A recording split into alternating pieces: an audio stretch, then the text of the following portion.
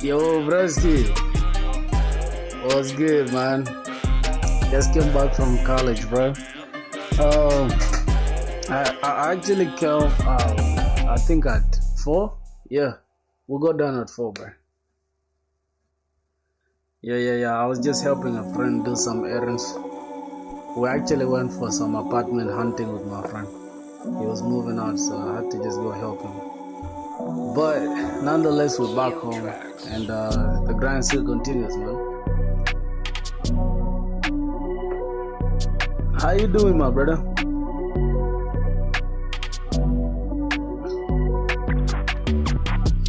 Hold on. Just give me a second. All right. First guy today. Yeah, I know it's yo. I know it's just good. Bro, you've been gone for a minute, bro. I mean, what's up, my brother? You're the first today, of course, bro. How you been, bro? Have you guys started college? We're still trying to study SpringBoot, bro. I got my playlist here, some crazy trap playlist. Yeah, tell me if it's loud, okay? You guys can tell me if it's that loud or if it's not even needed. Because at the end of the day, perhaps you guys don't want to hear a lot of trap beats. So I'm a big fan of trap beats, man. Yeah, I could play it on Spotify here, but I don't know. I just don't want to spend so much time working on it. Yeah, brother, my exams are going on, that's why. Okay. Is it your last year? And again, there's a way like this cape makes everything look dark if I get closer. And yeah. You're doing good. Okay. How far, bro? How far with everything, bro? How far with your you told me you're studying what? Full stack. How far with the full stack grind, bro? It's my last year. Wow, my brother doing his last year, man. That should be crazy. I think it's scary, man. You know, like the fear of failure is just the worst, bro.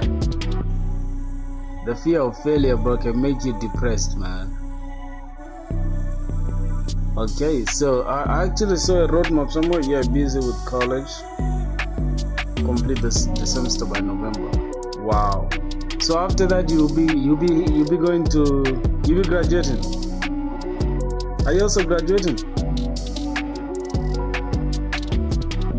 Or you're not in your final year too?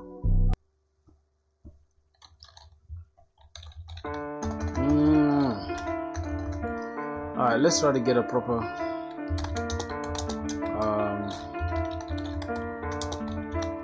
straightforward SpringBoot.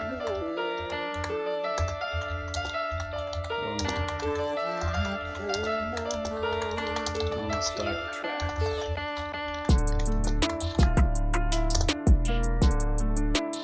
Yo, Chronicles of Ages. Guys, tell me if the music is loud, bro. You should tell me if it's loud. If it's too loud, I can reduce it. Alright, so we wanna start with SpringBoot right now, bro.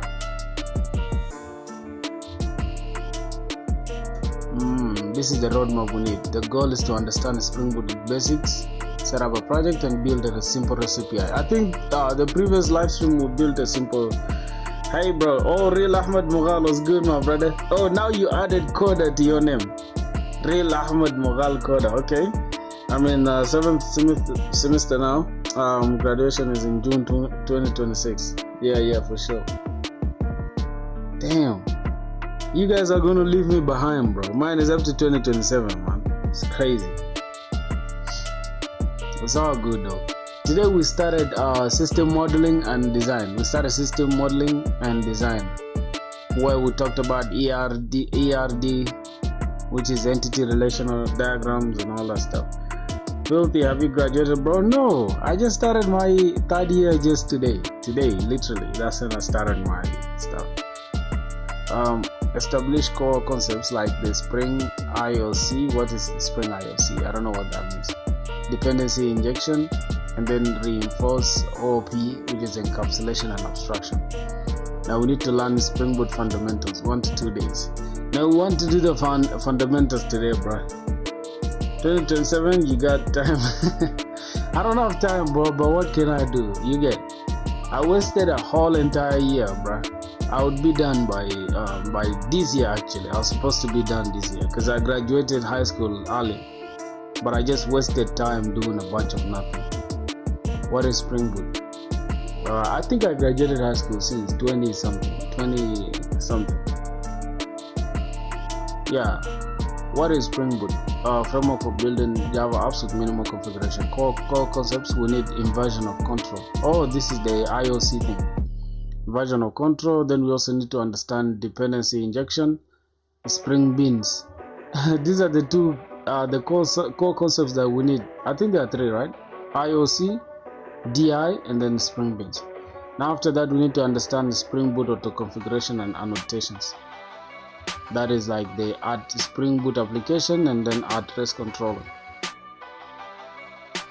Okay, the resources getting started or whatever, free code comp, Spring. Oh, that's a video. We don't want to do that. Read the getting started section and watch the video. Take notes on auto wired and Bean. Then after that, we need to set up the environment. You'll be alright, bro. You've been grinding every day. It will pay off real soon. For real, bro. Thanks so much, man. It surely will, man. Surely will, for real.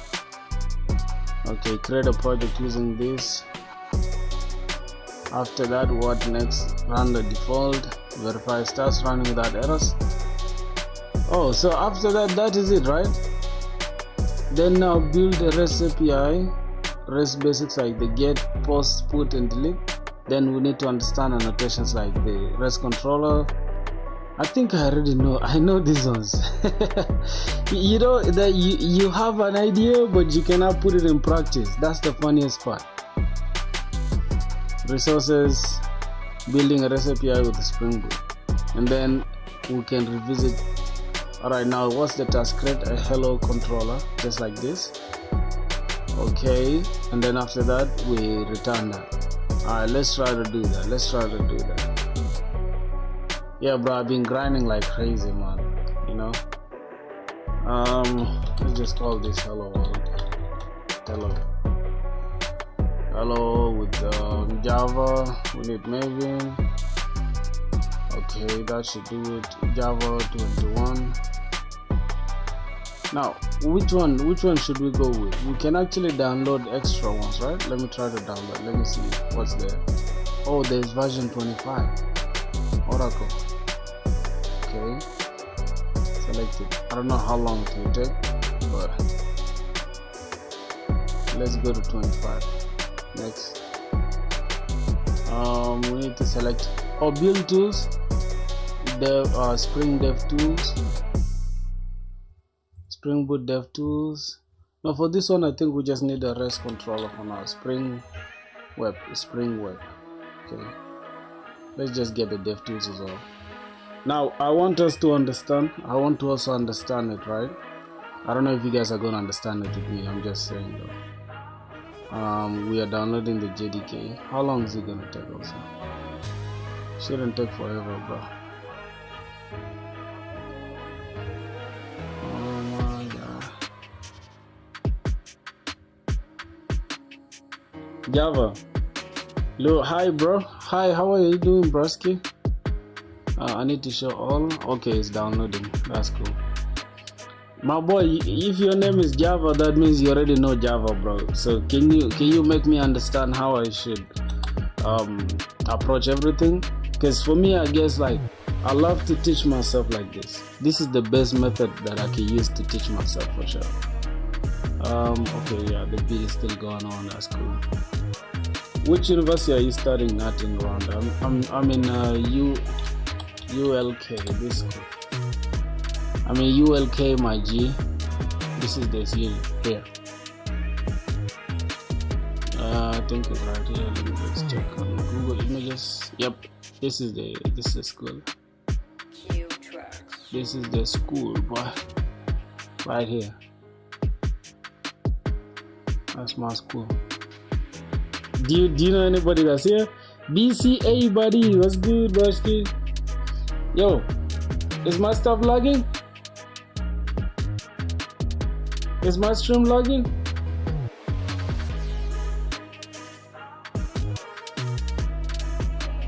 Boys, is the stream logging? Let me first make sure it's not super loud, okay?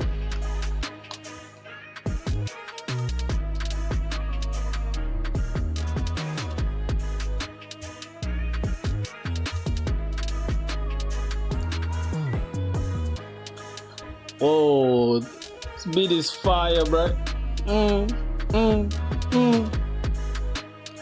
Who's your G there, bro? Ask him about me, bro. Because most guys know me in college there. Yeah, nah, this beat is fire. This beat is fire. Oh my god. I should be listening to beats more on stream, bro.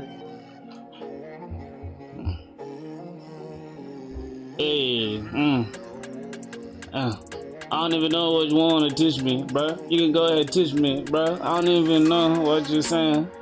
I don't even know what you're saying, my brother.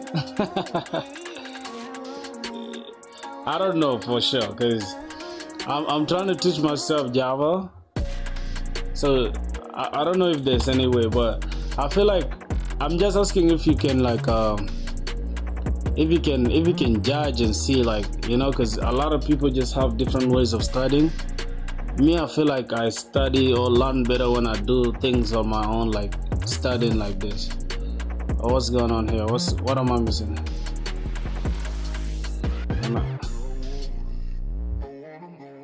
Oh, can I start this?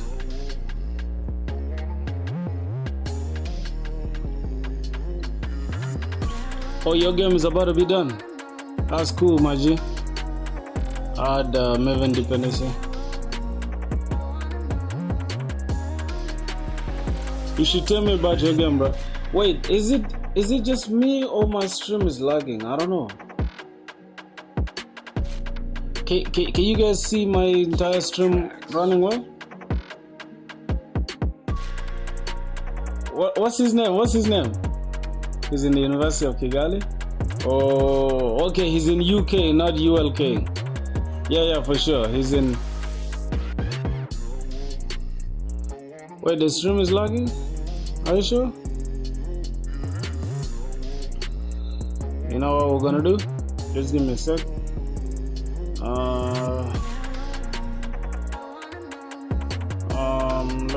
Let me exit this.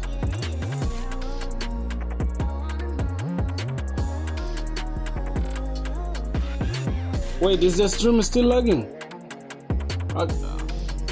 Can you show me form.xml? Okay. I think the stream is cool now, right? It's no longer lagging. Yeah, I think it's no longer lagging.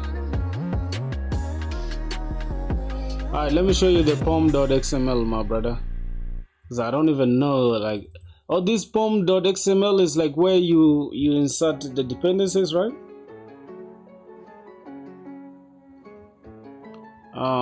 Look up parent from the repository. First read it. This is the pom.xml. I don't know what we're missing, right? I don't think we're missing anything. Why is this tripping then? Let me try to run this.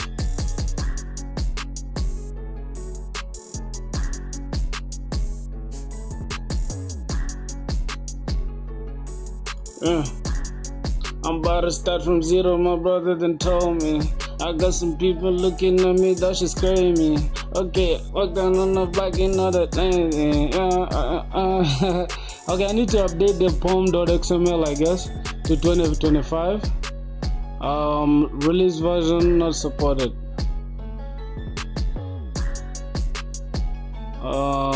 This version is not supported, right? So I think version 25 is not yet supported, I guess. Oh, now it's cool, right? Now it's cool. It's indexing. Okay, it's scanning. Okay, let me run it now. Hey, don't cut us running. We're going crazy. Tomcat is running, we're going crazy. Come and study with me, we're doing Java. Okay, no, I'm not rapping, bro. I'm just playing with you guys. This is Tomcat, started on port 8080. HTTP. I think it's not running, right? Can you try version 20? I think it's not good.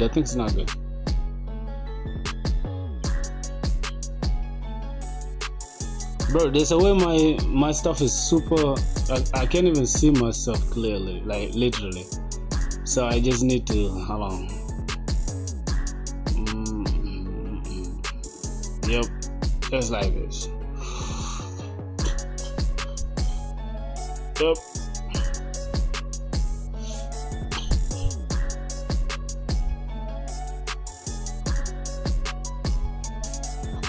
I think it's good now, right?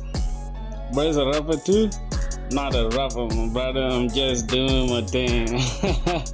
Alright, let's see. Tomcat started on port 8080. So I think I saw something like this today, bro. While I was in class today, bro. Imagine we just started the first day today, bro, and we already had presentations, bro. The first day, dog. I was like, whoa, what? But it went well though. Yeah, so we have the hello world thing running. So if we test it now, it should run. Let me just try to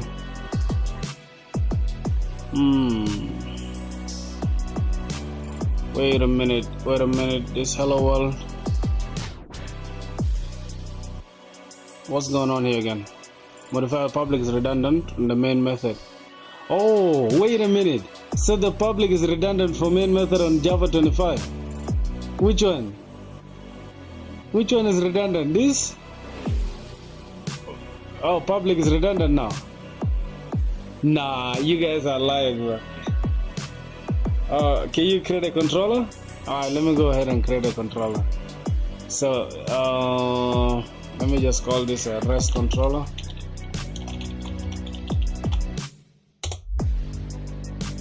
Alright, we have a REST controller. Now, REST controller is never used. Now, we can just, I think we can create this, right? Here, this hello world controller, which is a REST controller. Then we just create a public function called say hello, right? Let me go ahead and void say hello. But since we are returning something, are we going to return anything really? Yeah, we're going to return a string. So just a string, say hello, then I'm going to return hello, then I'm going to annotate this at get mapping, gonna be slash. What's going on here? Oh, I need to annotate this with the REST controller. Whoa, wait, Java 25? I'm kind of confused now, bro. Make the file to controller. Wait, is it okay like this? Right? I think it's okay like that. I think now this REST controller thing works, right? Can we run this? Navigate to AutoWire. How do we do it? Oh, we navigate from here. Let me try to generate a REST API client. Close this down. Let me try to get this.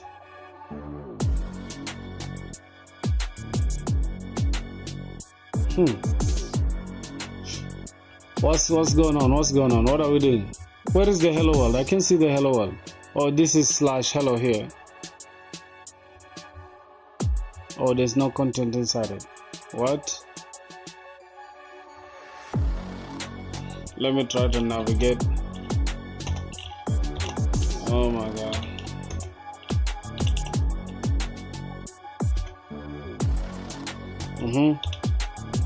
Okay, we try to navigate to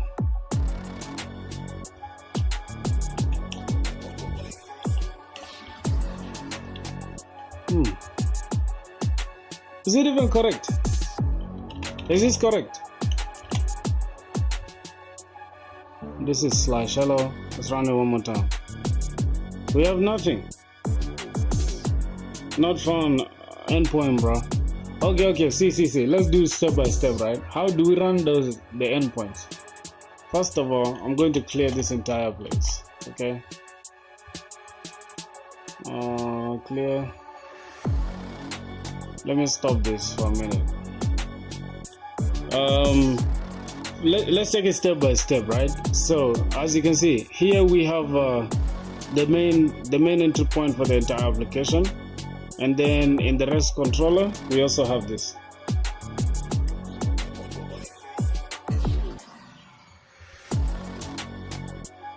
Am I doing it correctly?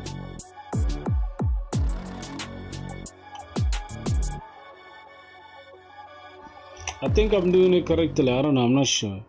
So we need to annotate this with address controller. Then we can have get mapping, and then public say hello, return that. Okay. So we need to test this by saying this. All right. Makes sense. Let's try it again. So this wasn't correct. This wasn't correct. We need to put it like this slash hello. Okay. This is fine. Let me just, okay. Now, what else? Let's run that. Okay, now our server is running.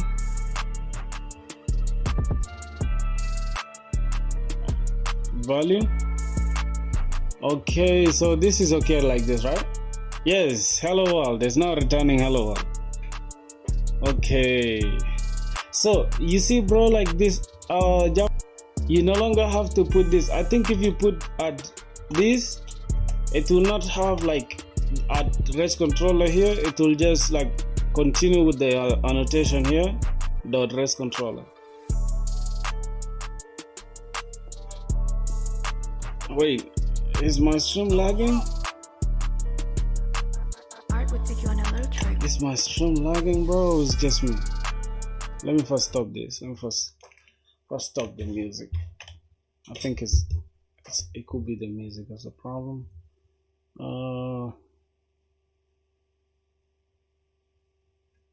What else?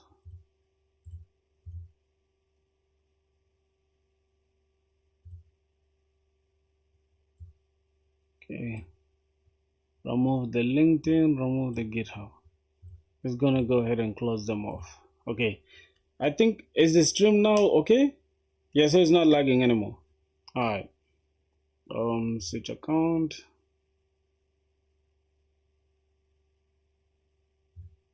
Let's return to the studio. Matter of fact, I don't even need it right now. Let me just go ahead and close it off. Let me leave one thing open at a time. So it should be okay now, right? Good. Alright, let's go back here. So I think I could just play it here from Spotify instead. And then just reduce the volume. It's easier to control that than just having random things playing. Alright, let's just go here, say copyright free. Yo, non-copyright music, bro. We don't want nobody copyrighting ourselves. Let's play something that's copyright free.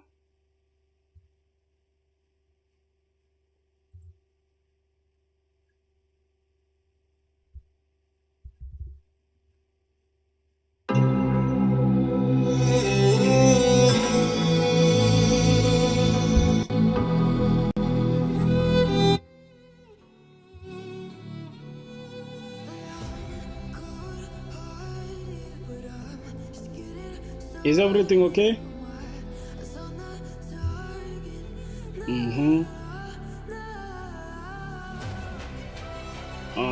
Audio capture is Spotify.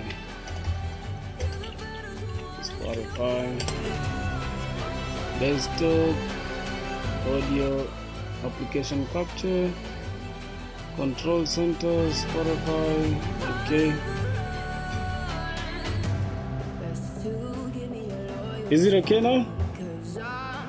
Good. Alright, my boys, so we're good to go now.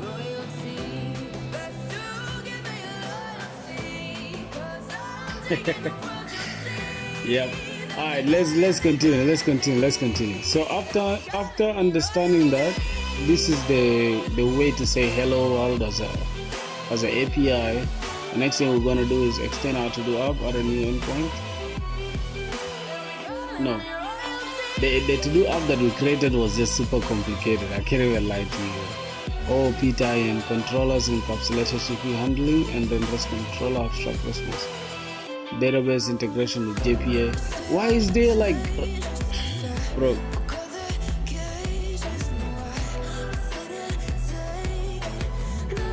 It's super high. I didn't know that. Let us listen to it. Let me see if it's that loud. Yep. Go on. Naughty. Let me see. Let me first listen and see how loud it is.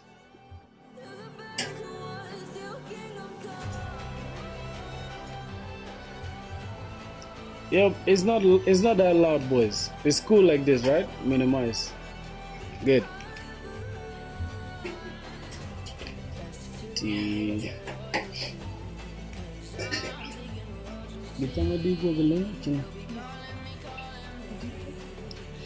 Done.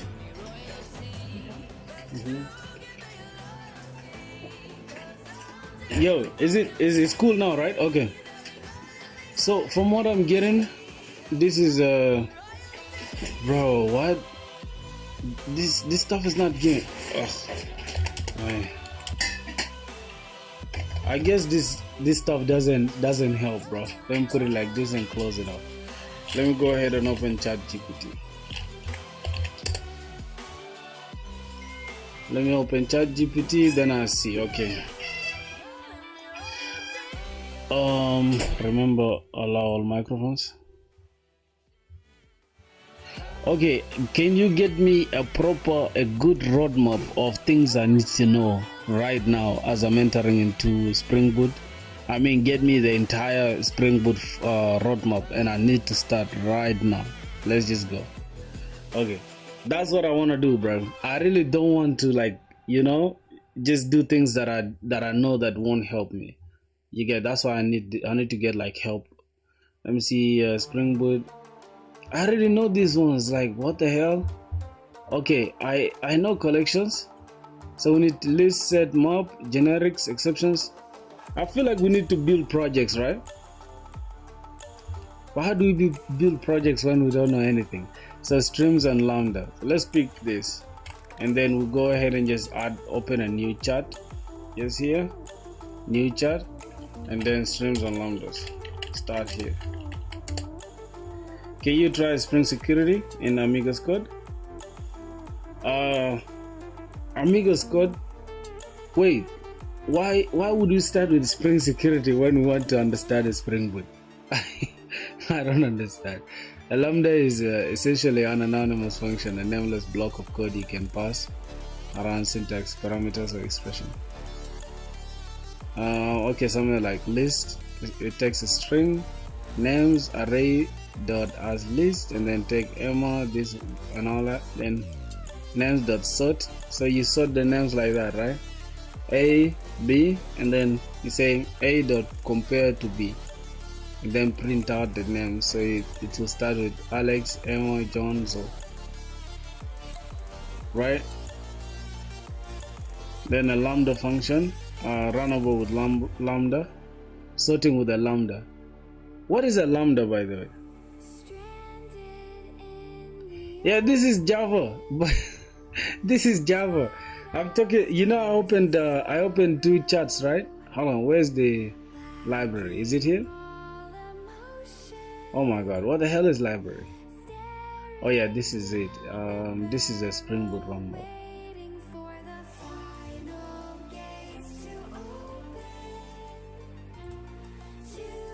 This is Java, not Spring Boot, bro. Okay, so here's the thing. How do we start from here? We need to just build projects, but how do we build projects without understanding anything? REST controller, keep going from the basics. That's what I'm trying to do, man. Can you make a to-do? Okay, so for us to make a to-do up, right, let me try to stop this. Already our server is running, but let me stop it. So from what I understand, right, with the to-do app, what do we need to create a to-do app, right?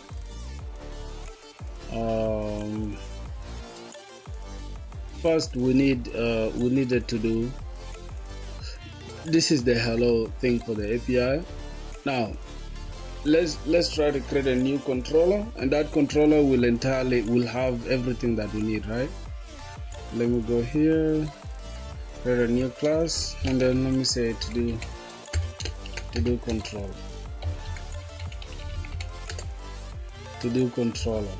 So from what I know, right, in a to-do, right, we actually need to understand first.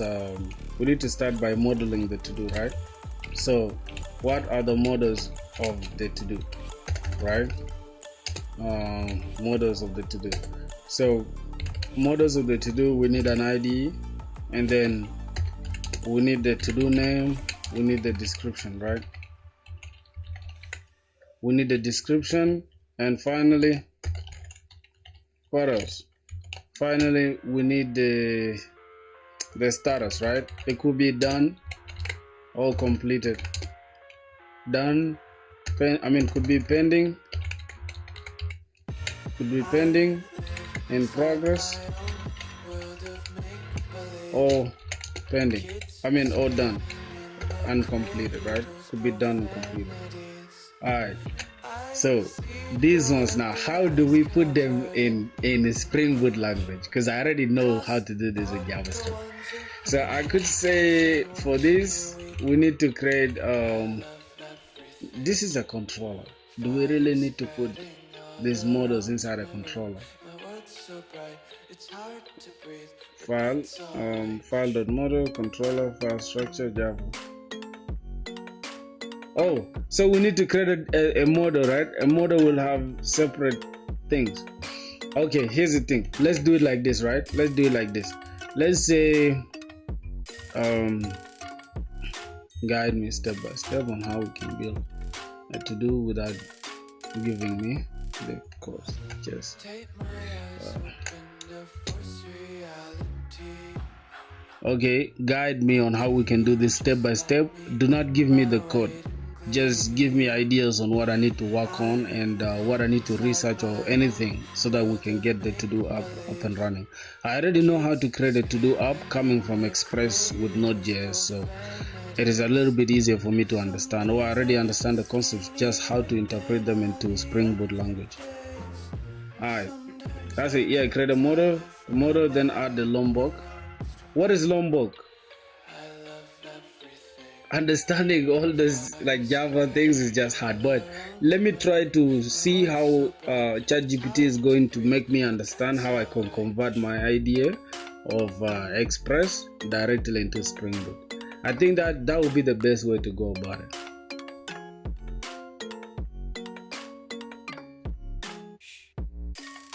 Right?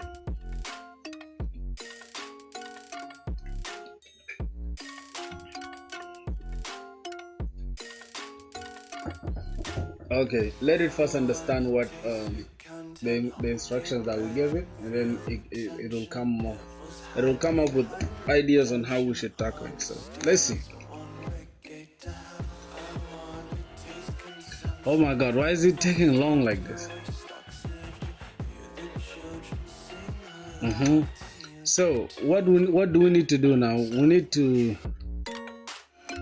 let me see. Alright, let me try to first ideate, put things together. Alright, private string, not a struct. What the hell am I doing? The string name, private string, description, private. What else? I don't know if they start private enum, and then the enum will be status. Yep, the status can be an enum for sure. Alright, I think ChatGPT has come up with something. Stage 1 to do up step by step, no code, just what to work on and research. Nice. You already know the mental model from Express, so you'll be short. So this will be short and surgical. Below I map the work into concrete steps. Alright. So the quick step first from this Express routes. So this one is application, SpringBoot application plus REST controllers classes. Oh, so this is the similarities, right? And then the middleware, this is handler interceptors, IOP, handlers interceptors. Oh, okay. Then the request body is the request body. Then the path variables is the request params. Makes sense now to me, right? Okay, now for the models, we have JPA entity classes. So I need to understand JPA entity classes. So that's the thing I'm talking about, my boys. Okay, this is where we're going to have our second ChatGPT, not the DeepSeek, bro. We're going to have ChatGPT open there as well.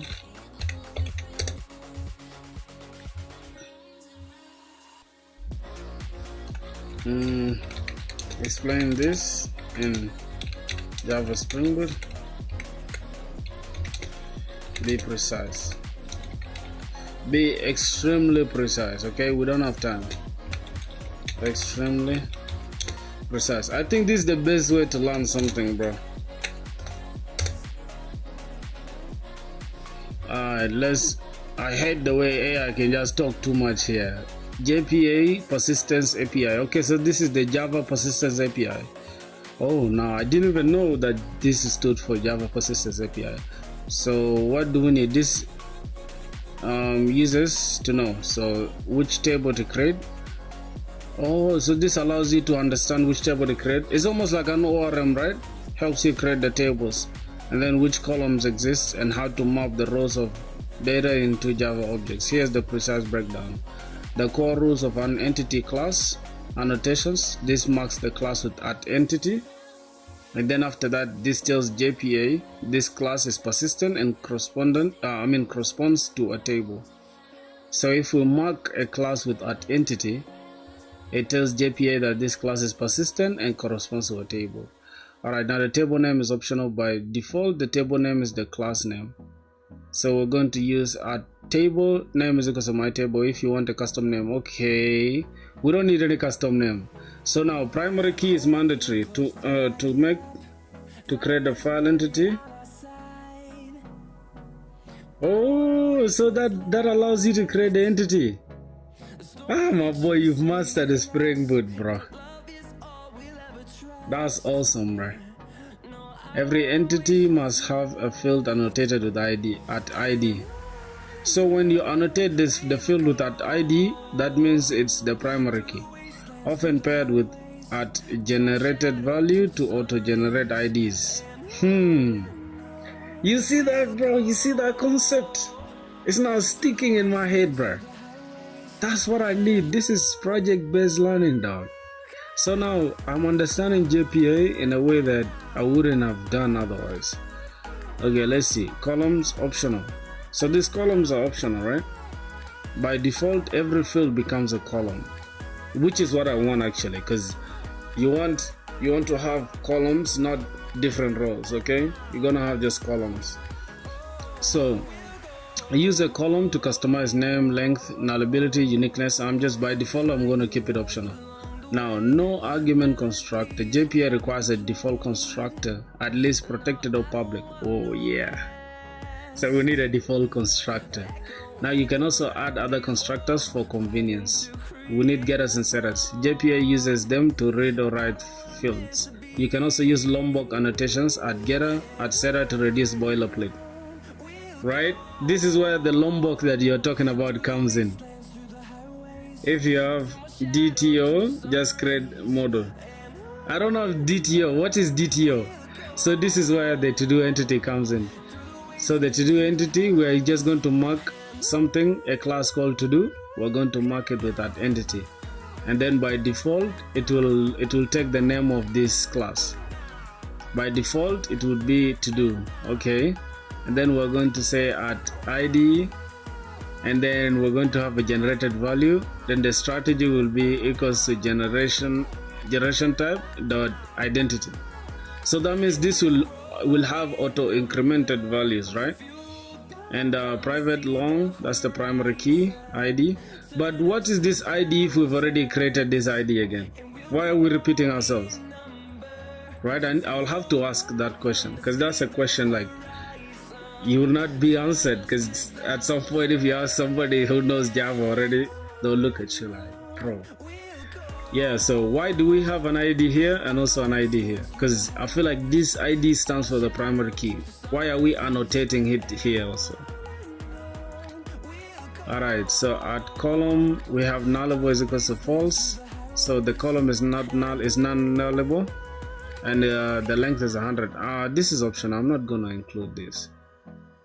So I'm just going to have only these fields. I'm going to have 1, 2, 3, 4. Okay, so since this is an enum, I need to put it as at enumerated enum type dot string. I'm going to annotate it like this. Then I'll say private status should take status. Example of enum mapping. Okay, I think that is it. And for the time, we can add time. Primary key, this is auto generated ID. This is ID unique. Oh, that ID is unique. And then this is the JPA protected to do, or we can keep it as public constructor. Now the convenience constructor, we can have this. So it's going to take the string description, and then the status of status. This the title is equals to that. This the description is that. This the status equals to that. Okay, I think the music is a little bit loud. I don't appreciate that. Super loud. All right. Oh, it's super loud, bro. It's killing my ears. I'm sorry, boys. I'm very sorry. That's the auto-generated. Now, did you understand my question, brother? I said, why do we have? Hold on. I said, why do we have both of them here, right? Since we already have the ID here, the annotation at ID. Why are we having it here again? Private long ID. Yeah, don't you think we're repeating ourselves? Anyways, let's not worry about that. So let me just leave this controller to be as clean as it is. I will go back here. I need to just close this entire thing. This is the hello application. I need to change this to do app. Okay, to do app.java. I'm gonna replace it here. Rename. Is it refactor? Wait, how can we rename this? So there's no way we can rename this. Yo, what's good, bro? Long ID is the object in the database. Okay, what's poppin', bro? So to create a model for database, we need to write all of that shit, huh? Yeah, we need to.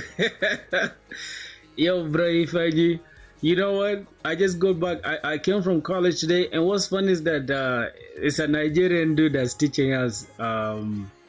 That's teaching us now the first stuff, the first module and stuff. Super exciting, bro.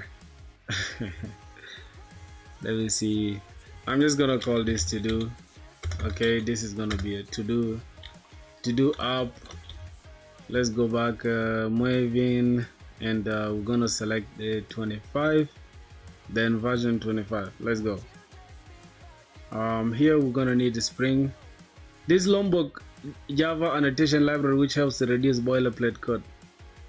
Can you add the library Lombok? Yeah, I'm adding it here. That's why I restarted the entire thing. I'm adding it here. Let's go to the web, Spring Web. And which other library again? I'm telling you, bro.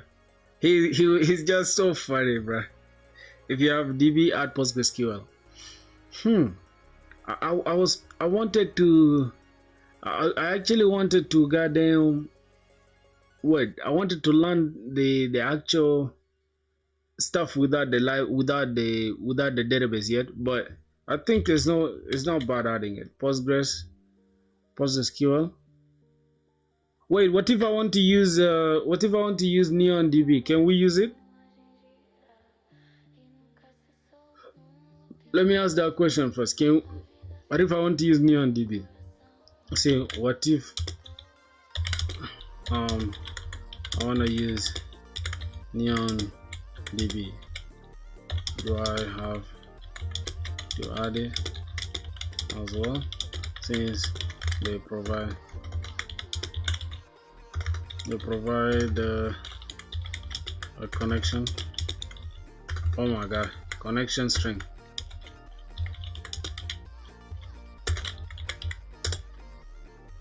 If you have a DB at Postgres, okay, cool. Just wait. Yes, you can absolutely need to add NeonDB Postgres as your database connection in SpringBoot. Identity class only defines which data looks like, what data looks like, but you still need to tell SpringBoot where to store it. Here's how it works. Neon gives you a Postgres connection string, looks like this. Okay, SpringBoot doesn't directly eat this URL in the form. You have to break it down in the SpringBoot applications or the application.yaml. So if you're using application.properties, we need to add, what is it? Spring data source. Wow, why is this complicated, bro? This kind of feels like this is a lot, bro. This is a lot. I don't know. This is just super complicated. SQL, this is the driver. What is this for? Postgres driver, JDBC, and what is all that? Allows Java programs to connect to Postgres database using standard database independent Java code. I don't understand. I don't get it, but I'm just gonna add it regardless. Okay. So I've added that. If I face any trouble, it's your problem. Okay, let's go. That's how we learn, bro. That's how we learn.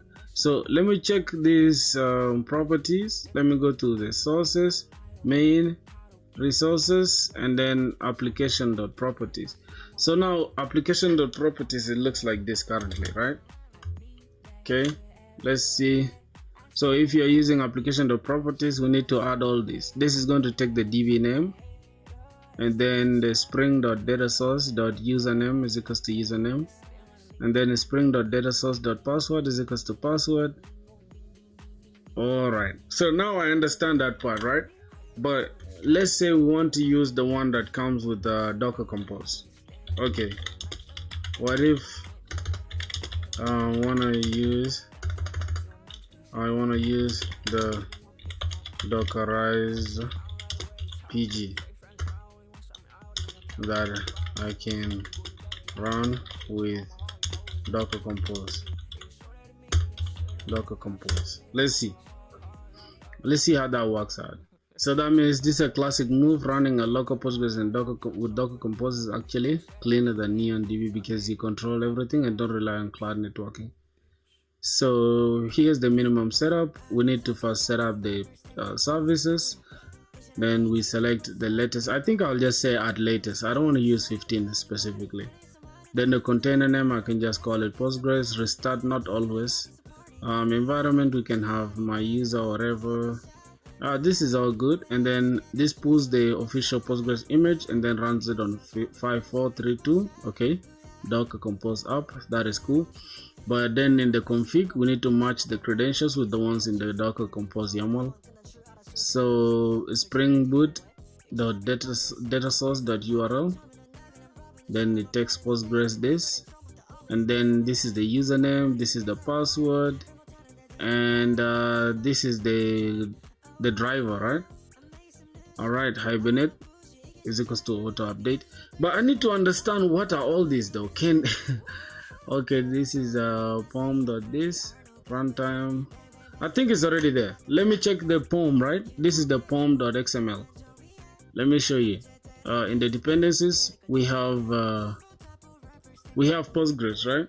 So why you learn Spring Boot when you know Node.js? I really want to learn Spring Boot, bro. Like, yeah, bro. Me knowing Node.js is good. It's good. But if I learn Spring Boot, I'll be the best developer ever. That's just according to me. You know, I already know Node.js, so I don't mind learning a new language and stuff. So there's no worries at all. I have all the time in my hand, but that's why I'm just flexing my time. Yeah. But to just be honest, without any jokes, Spring Boot makes you highly employable compared to Node.js, because Node.js is like mostly startup companies, bro. And I really want to work at either big tech company or some good company that I can be compensated well. You know what I'm saying?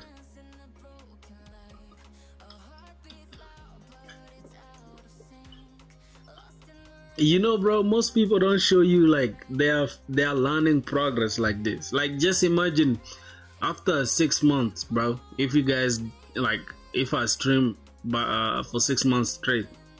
So 6 months from now will be goddamn what? 2 months from now will be December. 4 months will be April, right? Or April, whatever. That's my birthday, by the way. So by then I'll be 25 years old. Yo, what? I'm growing old, bruh. Bro, I'm becoming unk, man. Spring Boot is a final boss, I'm telling you. Bro, I'm becoming old, bro. Next year I'll be 25 years old, bro. Yo! This is crazy, bro. No, now that I think about it, bro, it's just super depressing. I've completed Node.js. Should I do .NET or Spring Boot? Do Spring Boot, bro. I promise you. .NET is a better version of Java, but Spring Boot is a better version of ASP.NET Core. You get what I'm saying? .NET is a better version of Java, right? C# rather. C# is a better version of Java, but Spring Boot is a better version of .NET. I mean ASP.NET Core and stuff. Are you still alone? What do you mean I'm still alone? What do you mean by that, bruh? My birthday is in April, bro. Mine too, bro. Oh my god, that's my twin right there. What's that name, bro? I can't even pronounce your name, bro. Salman Khan. Salman Khan. I used to watch an Indian actress. No, hold on. Not an actress. An actor, an Indian actor that his name was Salman Khan as well. Is it Salman Khan? Or Shah Rukh Khan or something? Shah Rukh Khan, Salman Khan, Akshay Kumar. There's Katrina Kaif, there's Kareena Kapoor, there's a bunch of them. I used to watch them, right? When I was young though. But now I'm a grown up man. I don't watch the slow motion stuff. You know, like if you watch an Indian movie, they have like slow motion and almost everything. They run slowly like this.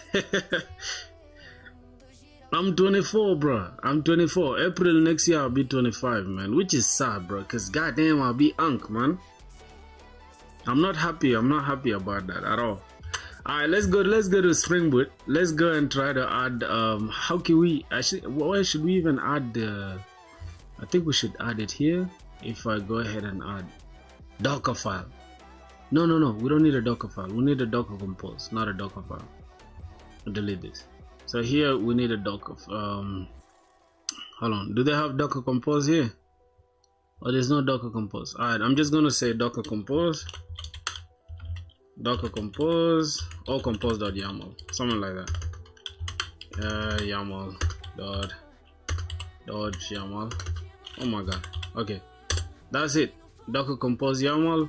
Then from here I can just use hey, that's my girl. Who's your girl? I have a hackathon day after and I'm pre-processing a file using NumPy. Don't know why I'm telling you this, but yeah, it's interesting knowing that, bro. Don't feel bad about it. Come on, bro. What are you saying? Alright, what I'm gonna do, I'm just gonna come here right now and I'm gonna go to my Docker Compose, right? Bro, looking at JavaScript right now, it just makes me annoyed, bro, because why are you in my face now? Okay, go ahead and delete that. Remove that. Good. Let's go back here. I'm just going to drop this Docker Compose, the same exact thing, but I need to change certain things, right? I need version 15. Wait, Postgres, there's version 17, right? There's version 17. Oh, 15, 16, 17. Yep, let's get version 17. Postgres, then environment, we have the Postgres username. No, I'm just gonna put the username here. So I'm just gonna put prog filthy, and password, I'm going to say prog filthy pass, and then the DB, the database can be my DB, right? You can have it like that, or my DB, just like that. What else? I think that should be it. You from which country, bro? I'm from South Sudan, man. South Sudan. I'm not from India. Oh, you asking that dude? Salman Khan? I'm not from India, bro. Do I look Indian, bro? Are you serious right now, bro? Like, come on, bro. I'm not from there. I'm not from there. Somebody said Indian. You guys are funny as hell. Indian. I love my Indian brothers, man. My Indian brothers and sisters. Indians are smart people, bro. It's a bunch of you guys that just go ahead and like. A lot of people stereotype most Indians, bro. If you can't compete with them, why you hating? Which laptop do you use? I use MacBook, man. I use M1. I use M1 MacBook, man. Alright, so we have that in place. We need to go and try to change this. Wait, is this music still playing, bro? Are you guys enjoying the music? How's your Spring Boot so far? Yeah, I'm still learning, bro. I'm still getting there. I'm getting there. I'm actually getting there. I'm not getting the hang of it. I really understand OOP, but I need to understand how to put them in practice. You know, it's another thing to have the theory, right? But it's a different thing to just put it into practice, and that's what I'm trying to do now. And I'm taking the route of project-based learning, right, to understand every concept. So that's what I'm doing right now. All right, I'm just gonna go ahead and select my. Let's go to IntelliJ. I'm gonna go and grab my Docker Compose. I'm gonna say this is my Docker Compose. This is my Docker Compose. How do we use it in SpringBoot? Be precise, super precise. Oh my god, here's what I get. Should I do fast API? But you can come visit. Yeah, for real. I will, bro. Soon as I start making some good money. Should I do fast API instead of Spring Boot? No, bro. Come on, don't even talk about that. Don't say it, bro. Like, come on, don't say it at all. Don't, bro. Okay, just don't. In your compose file spins up a 17 container with the DB name, username, prog filthy pass, and then this is it. Now let's wire this into Spring Boot. We need to start it by saying Docker Compose up in detached mode. I understand that. We'll now be listening at localhost this. Oh, okay. Wait, hold on. Let's see that. It will be listening on this. So I need to run this. Let me go to the terminal. Inside the terminal, I need to say Docker Compose up in detached mode. Let's see what's gonna happen. No configuration file provided. Not found, please. What should I do now? It's not found. Play the bro. If I play any song that is copyrighted, then I'll be gone, bro. Okay. You feel me? YouTube will take down my entire channel in a minute, bro. YouTube is becoming heartless these days. I'm not gonna lie to you. YouTube, they don't play these days. If you just try anything weird, you're out.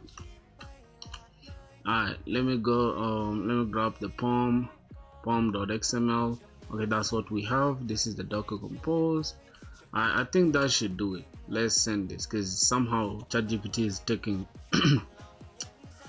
don't do any Django, bro, for real. See what happened. I see what happened. You ran this in the wrong place. Docker Compose is complaining. Provider, this means it can't find Docker Compose YAML in your current. For instead, you pasted your Maven file, which is Docker. What is this person talking about? Make sure you have this in your project folder, same as you showed me earlier.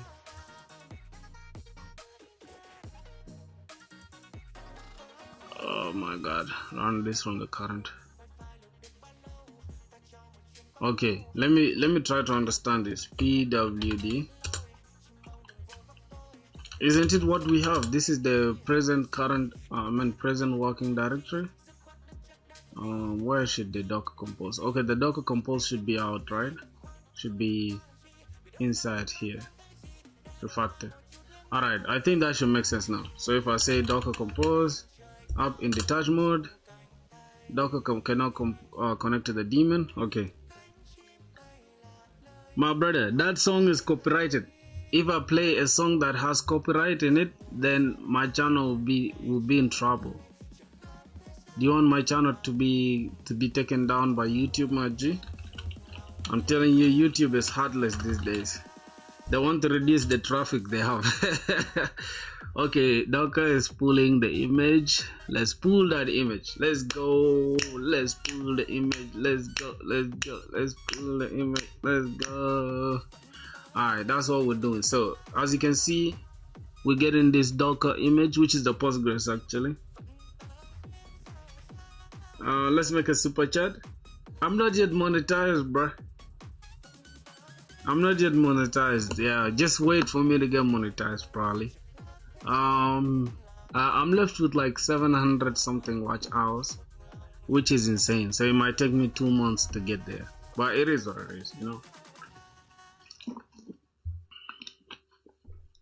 We gotta just work hard, man. You get? And I appreciate it, bro. Like, even if you haven't contributed anything, I feel like that means the world to me. You feel what I'm saying?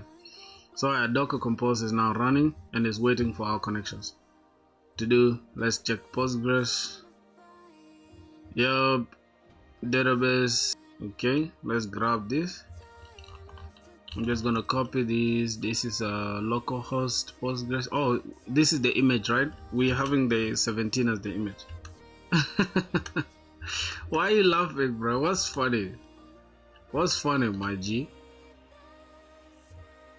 What's funny? Yeah. I feel like you've contributed already, so that means the world to me. You get? Yeah, the lockdown is actually good news. It means the crisis are life, and that is it. So now in our Spring Boot, what? Docker this whatever. Test the connection manually just to be sure the DB works. It works. Now we need to Spring Boot configuration. We need to say spring.datasource.url. Oh, we need to add this in the configuration. Okay, I'm just gonna copy it, bro. I feel like this configuration. Where is it? Hold on.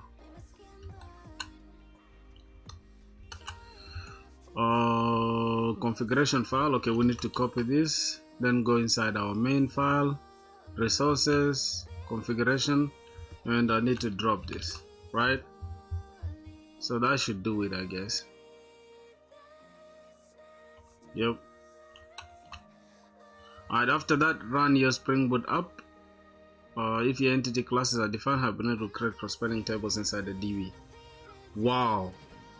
So that is it. That is it. You need to play sports with me. Which sports? Which sports?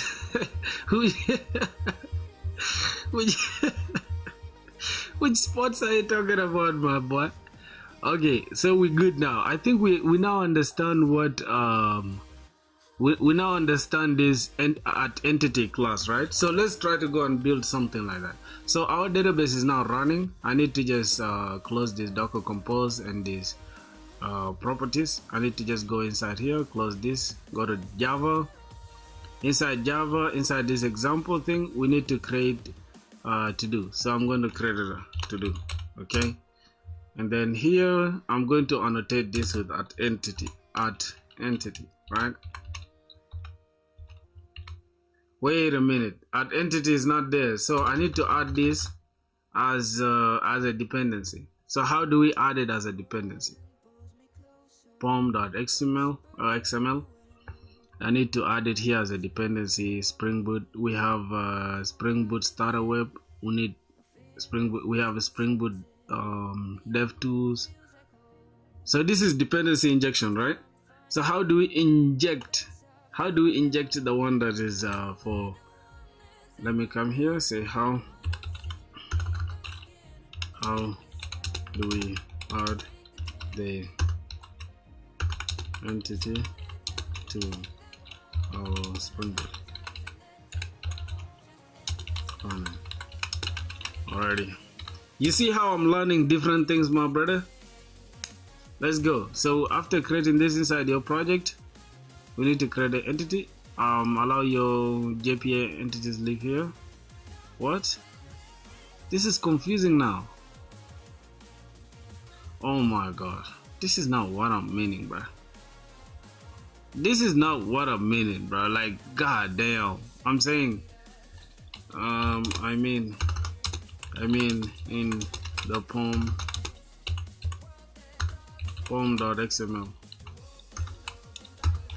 XML using dependency injection DI, right? Let's see. Oh, I understand now. You want to just say entity that's using dependency injection. Okay. God. Oh god, what should I do? It just needs to be in a package that's under the main application class. Entity. Oh god. Sometimes ChatGPT can just, bro, like, boys, just see how stupid this shit is, bro. Oh, we need to add the Spring Data JPA as a dependency. Add this inside the dependencies. We need to add dependency.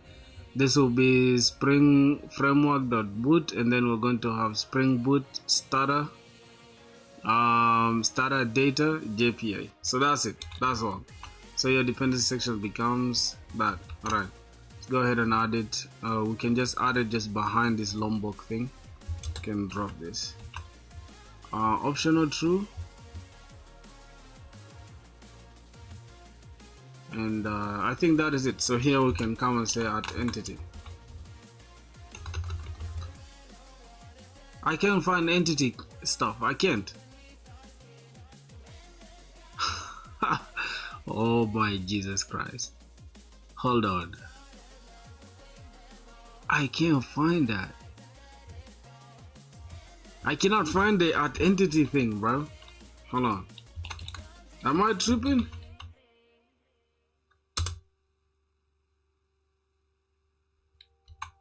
Am I tripping, bro? I cannot find the at entity thing despite doing this. Okay, this is okay. pom.xml. Oh, I needed to restart this application or what? Boys, you guys are in the chat. You can't help me, bro. How do you let me sweat like this alone, bro? Oh my god. Okay, for some reason this is getting too much now. Force quit, bro. Force quit. You guys in the chat, y'all can't even help me, bro. How many songs are here, bro? Ooh, there's a million songs that are copyright free. That's interesting. Okay, not bad. Let's start it one more time.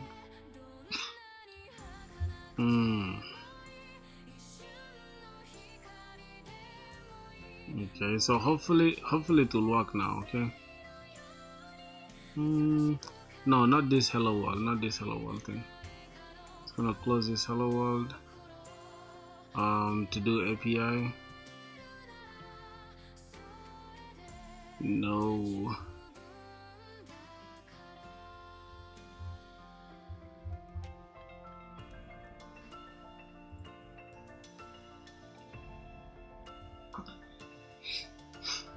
Thank God, bro. Thank God I'm just gonna have to start this again. So to do 1. Alright, Maven, this time Java 25. I need to make sure I add everything, right? So let's go ahead and add the Spring, this, the Lombok, Docker Compose support, that provides enhanced development experience, the Spring configuration processor, no. Web, we need this, and what else? That is it. That's it for the web. Okay, what else? SQL, we need the Spring Data JPA, persist data and so with Java. Okay, that is it. Then what else? We need Postgres driver. Okay, after that I think that is it, right? Alright, I'm just gonna go ahead and say create now. So right now, bro, if we fail again, I'm just going to give up. Alright, I'm not giving up. I'm joking, bro. But word filter pass, and then this is going to be proc filter, and this is going to be my DB. Alright, I think this is okay now with this Docker Compose.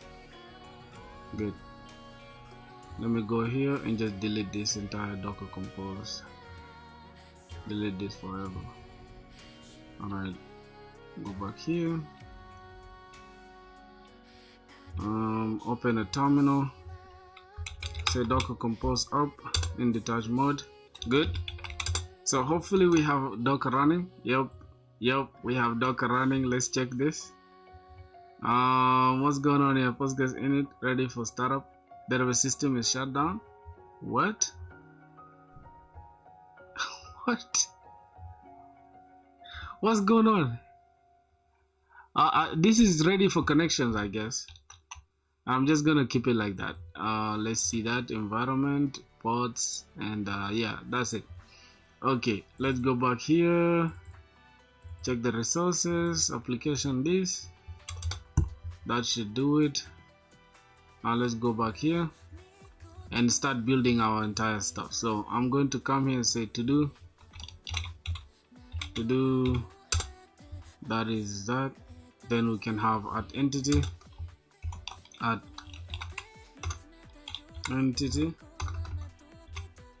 Yes, this is what I'm talking about. The entity should be there.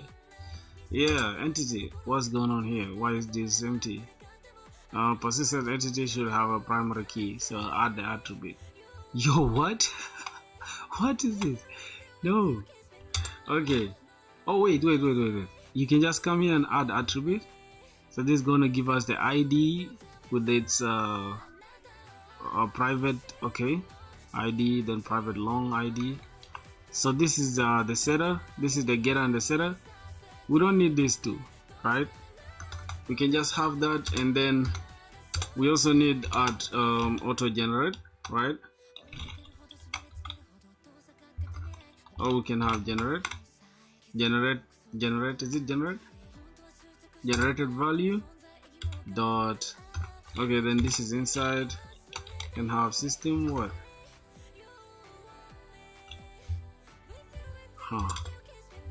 Auto generate. Let's see.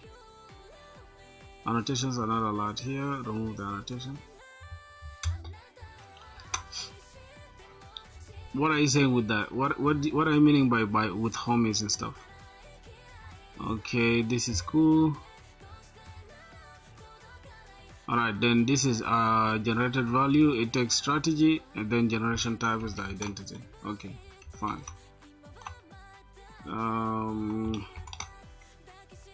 Generated value.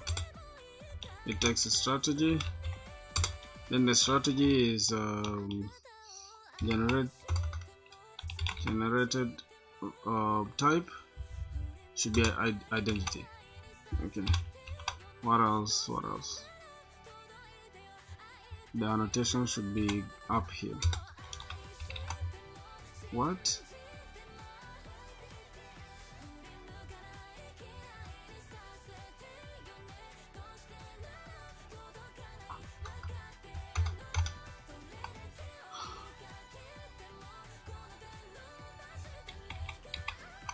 Bro, I've given up, bro. I swear to God, I've given up. I've given up with Java. Cause what do you mean? Like I can't even do anything. I'm seeing errors after errors, bro. Hold on. Isn't it this what I did, bro? ID here, and then private long.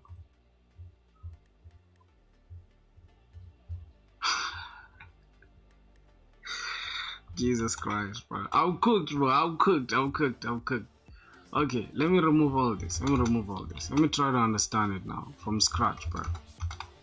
Let me remove this. Let me add this. Okay, let me stop being stupid. Let me just add this. Generated this. We need to add now.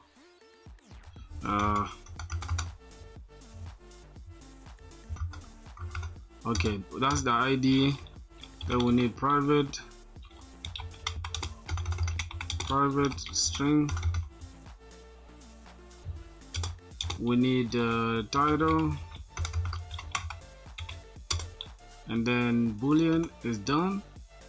No, we don't need that. We need private string description. Oh God, I think you guys love to watch me struggle, bro, which is crazy work. What else can we do here? What can we do there? We need a default constructor, so I'm gonna call this default constructor. We need a default constructor which is going to be public. We need this. We need to call this what? Anything, right? If we're returning a constructor, it should just be to do like this, and yep, this is the default constructor. Then we can have another constructor, public to do, and then we can have all these ones. Then this dot id, this dot title, this dot description, and that is it. So we can take the description. And yeah, so this is the default constructor for JPA. Alright, let's see. This is going to be the convenient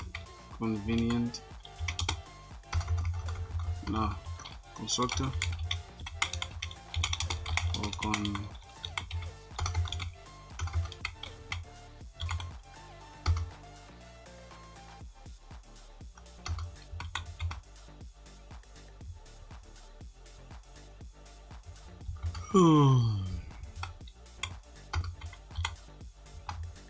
what? Convenience. I can't even spell. I'm so good. Convenience. Okay. Convenience. Oh my God. I might even normal right now, boys. Shit. Okay, so that is it. What next now? What other step do we have to follow? So after creating this dot title and all that, timestamps private date created at is equals to new date. Oh, I could add that, and it will just be in the. Okay, this can be protected. Let's call this protected.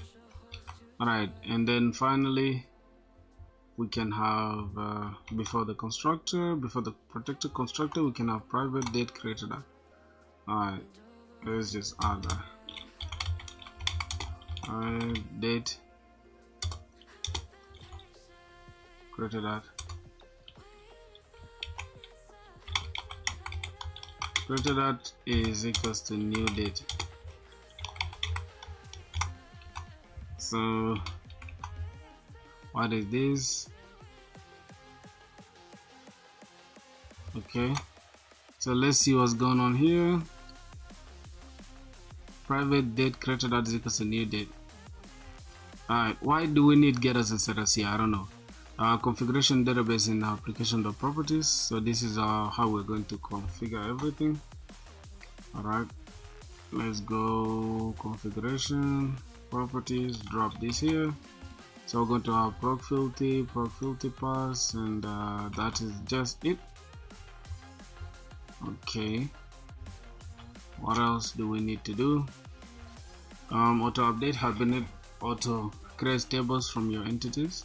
Okay, and then log SQL to console for debugging. Create a repository interface. So now we need to create a repository interface. And why do we need a repository interface? Now let's go and ask this question in the next page. Okay, let's create a new chat GPT.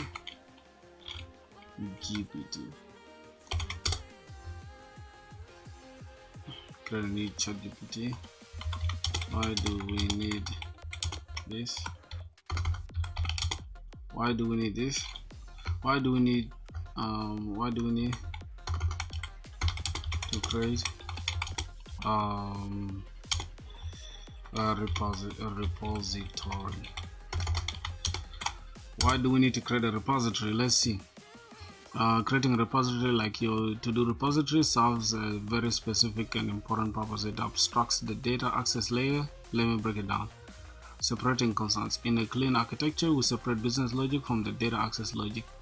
So in your to-do repository handles all database operations like CRUD, so your service layer or controller doesn't need to know how the data is stored or retrieved. Okay, built-in CRUD methods. By extending this to do the entity type and then long the type of the primary key, you automatically get save, find by ID, find all, delete by ID, delete a record, get all records, retrieve by ID, and then save, insert or update. Many more. So no need to manually write SQL queries for these common operations. Okay. And then a custom queries, you can define custom queries using method names like list, to do, find by status, string, and then status. Okay, or with add query. Add query, select T from to do, T where the T the status is equals to status. Okay, to do find to do by status, parameters and status, and then give up there. Okay, this makes querying extremely flexible without writing boilerplate code. Integrating the Spring data. Spring automatically detects interfaces that extend JPA repository via component scanning and creates an implementation at runtime. You never write the implementation yourself. It's handled behind the scenes. In short, the repository is needed to abstract the data database operations from the business logic. Give you ready-made CRUD methods. No, this is nuts. Allow easy custom queries, integrate smoothly with the Spring Data JPS automatic implementation. Alright, let's see how that's gonna help us. Okay, let's go here. We need to create a repository, so I'm gonna go ahead and create to do repository,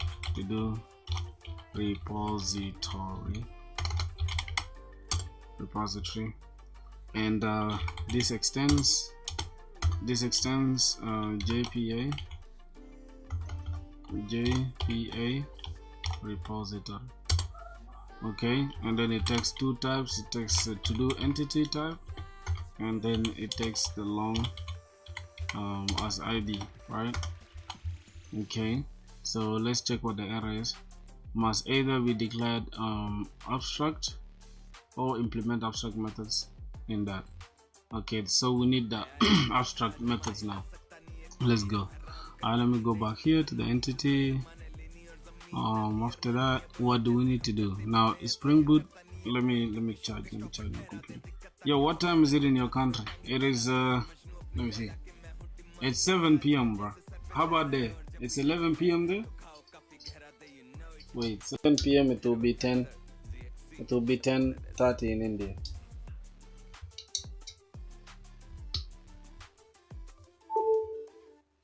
It's I think it's literally 10:30 in India, right?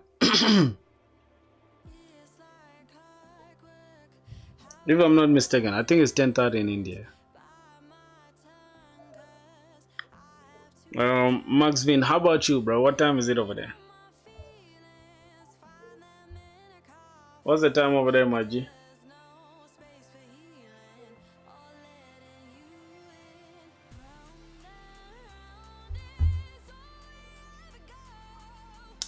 Boys, bro, y'all gotta subscribe, bro. You get it. We left with 2 to reach 1K. Like, wow, we were just reducing our stuff, man. What's going on with you? Who's that's unsubscribing, bro? Like, oh my god. People are funny as hell, bro. Like, I was just celebrating yesterday, only to find out, I was like, okay, some guys just unsubscribe. It's like, alright, bro, it's cool. It's so funny to think about it now. Alright, let's see. The Spring auto detects this and injects it whenever you need it. Example, in a controller. Okay, so if we extend this to do repository, extends JPA repository, that means we can SpringBoot will auto detect this after we use it. So inside the controller, this is now where we need to create it. We need to annotate this with address controller. Then we put this as a request mapping, so we need to map this. If all requests have this, then we need to map /todos to all of the controllers, right? To all of the requests. So private final, you can have private final to do repository, then it takes the type to do repository. Type to do repository, then we set it as to do repository. And then from here we can have a constructor under the to do controller that's going to take the to do repository as the type, and then we take to do repository as a parameter, and then we just define it here. So we just instantiate it here, and then after that we say get all mapping. So this is get all to dos, return this dot final. So that is it. That is literally it. So this is going to be empty, right? The repository is going to be empty, and here we need to create the to do controller. All right, makes sense now. To do controller. It's gonna be the to do controller. Here we need to annotate this with that rest controller, and then we're also going to annotate this with that address request mapping, and then we're going to put this as /todos.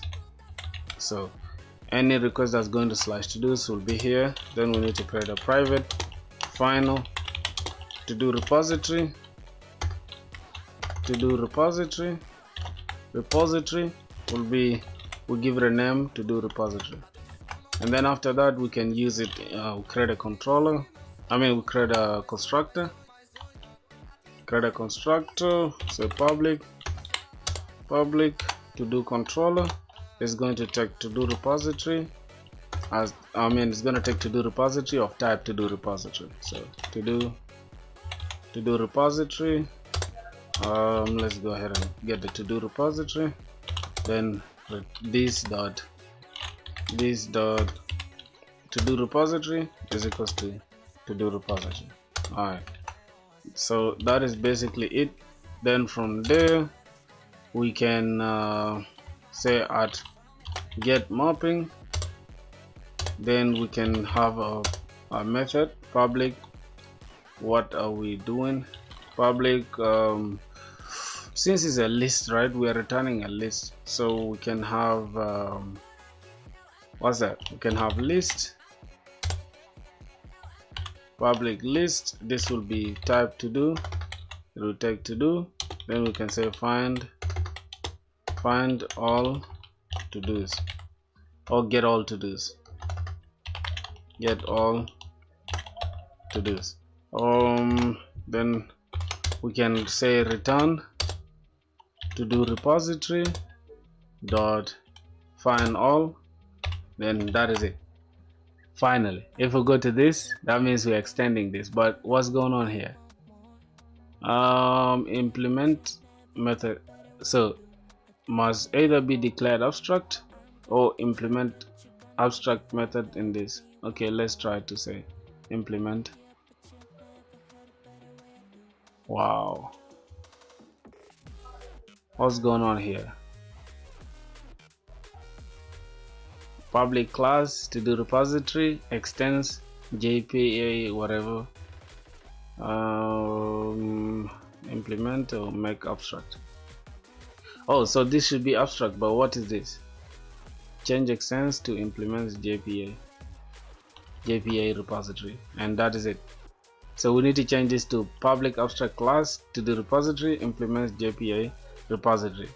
So that means JPA repository was supposed to be an interface to begin with, right? Okay. So technically, let me try to reason. So let's say technically the to do repository could have, oh my god, could have been an interface. Then we can extend, we can make it abstract, public abstract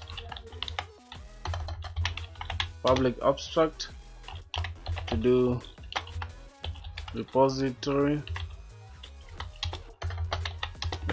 implements. I'm taking time to write this by myself so that it sticks in my mind. You get? Implements JPA repository, which takes the to do, and then it takes the long, which is the ID. Then we are going to have this, right? Yep. Okay. Not quite. This is subtle but important distinction. You cannot make repository a class that implements this like a normal Java class. It must be an interface, and Spring generates the implementation for your runtime. So public interface, this extends that. Correct way, public interface, no implements, no abstract class needed. So we just have public interface. This extends that. Automatically provides that. And then what happens if we try this? This is not supported by JPA. You manually implement all this. Okay, so we need to just change this to, let me rename this to interface.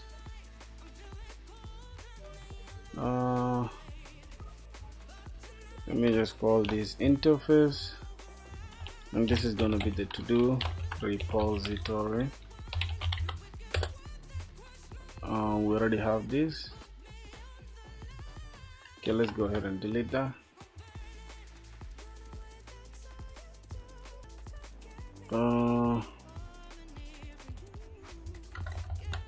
Dot interface. Oh my god.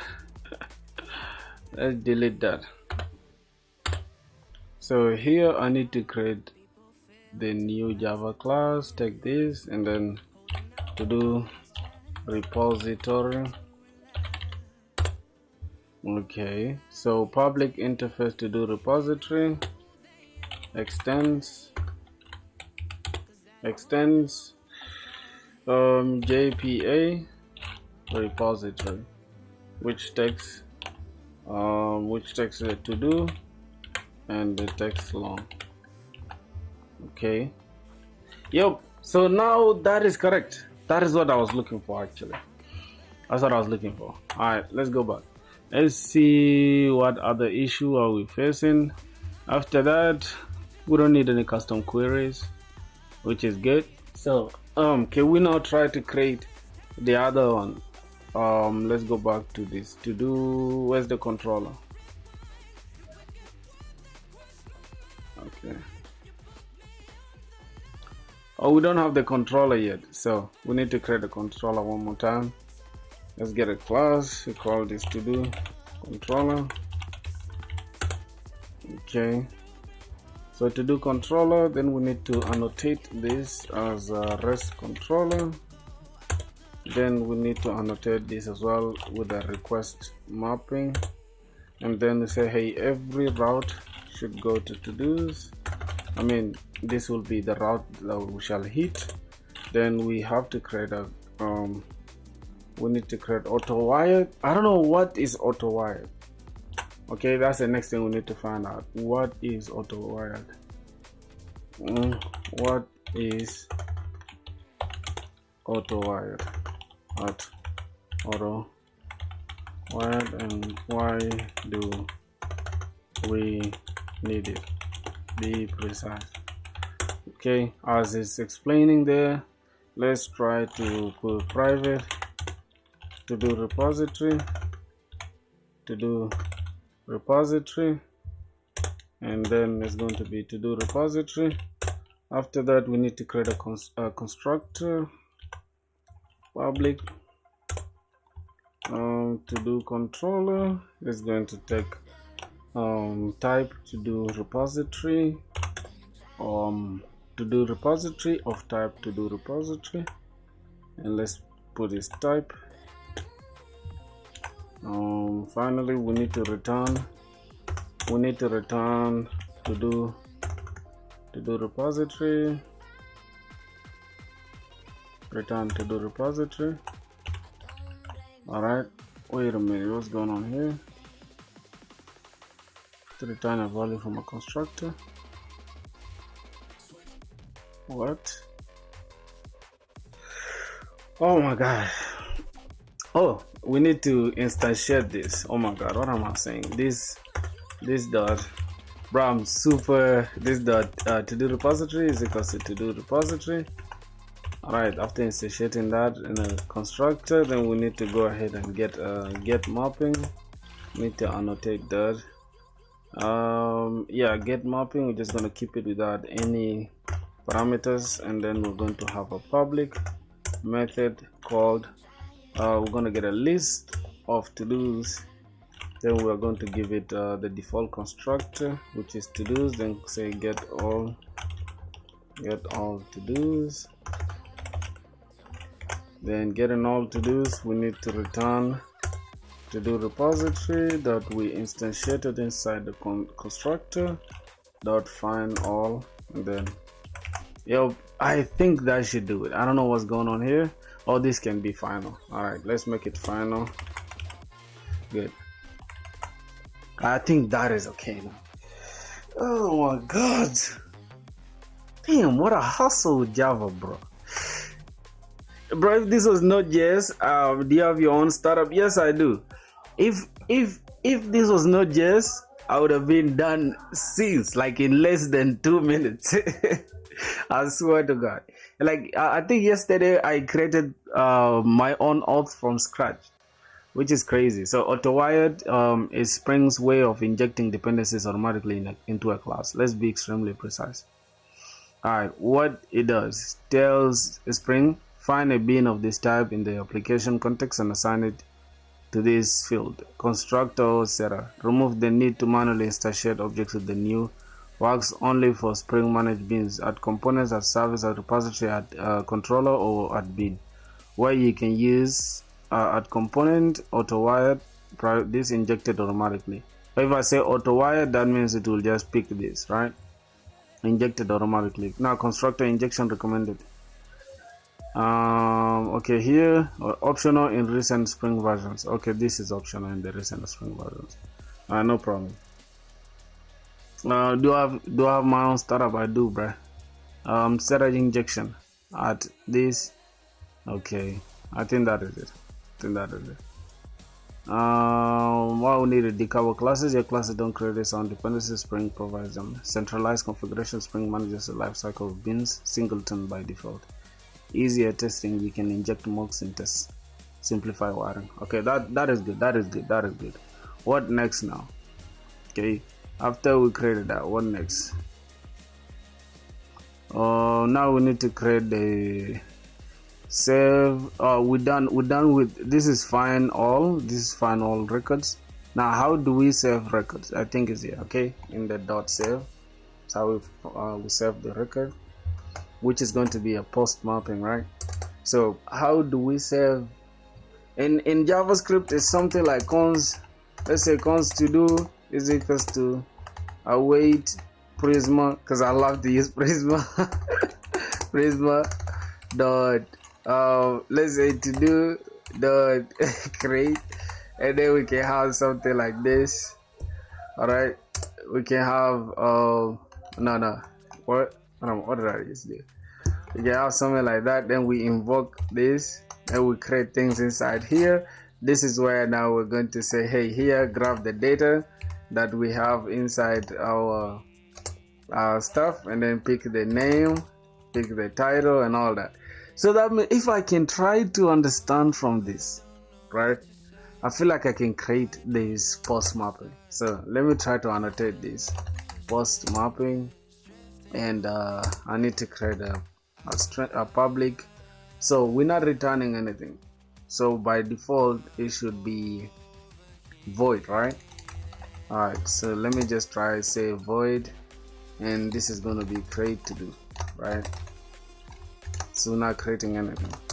Now what's funny is here we need to take type to do, and then we're going to create a to do. So after that, here we need to return, and we need to have a try catch here. Actually we need to have a little try. What am I creating? Return.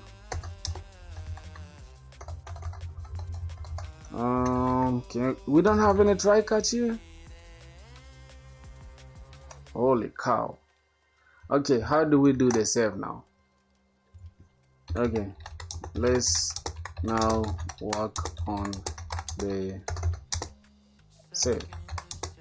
We're done with getting all to this. Let's finish the crack. Let me see what's gonna happen. Perfect. Get all. So to do is in the entity. So to save, we need to save it like this. Oh, we need a response entity.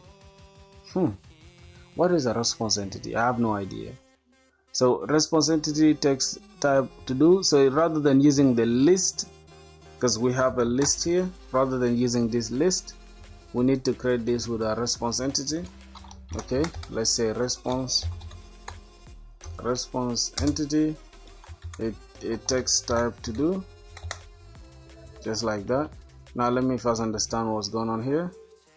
All right, let me remove this little JavaScript. Okay, then this return. I think we need a try catch. Can we do that? I can see it there though. It is already. So here we're gonna say to do, and then save to do. We're gonna have a saved to do of type to do is gonna be to do repository.save, and then take in the to do that's coming from here. And so we need to annotate this with the request body. Okay, all right. So understanding, right? Let me try to go to this because I created the to do first with JavaScript. So let me go to JavaScript and try to understand. Let's go to our to do controller. All right, let's see. Get all to dos. This is the creating to dos. So what we do is we make sure we have things that we destructure things from the request body. So from if we can try to relate it here, how do we destructure things? We are getting things from we have a response entity, and then we have to annotate this to request body, right? Request body. So what are we getting from the request body? We are getting the to do. We're getting this to do from this to do, we're destructuring the to do from this to do, as type to do. And then okay, let's continue. Let's see. After that we create the to do like this, right? So that means we need to come here and say get me a save to do, right? A to do to save. So pick the type of to do, right, which is the default constructor. Use the default constructor and get a save to do, and is equals to the to do repository. Save this inside that dot save. Then we're going to get the entity, which is to do. Okay. I think that is it.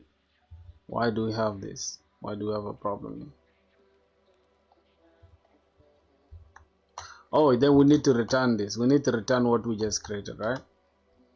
Okay, let's see it in action. Return response entity dot save http status created dot body. What is status? Oh, the http status will be created, like you've created something, which is going to be 201 dot body, and then give us the save to do. Okay. Oh my god, this Java bro is crazy. Okay, return response entity dot status, then give us the http status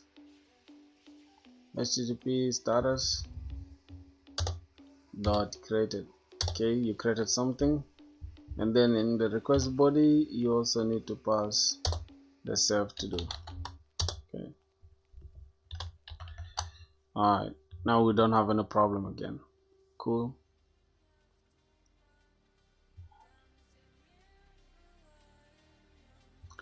Okay. Let's continue, bro. So endpoint for creating, post mapping for creating maps JSON from your client to your to-do entity. Okay, and then persists the entity, save. Okay, then returns 201 created plus the saved entity. So the request body will show like this. But wait, status is pending by default when I did not create it, right? So I don't know why the status is pending by default. I have no idea. Controller, we're going to have, this is the put mapping. We need to get the ID,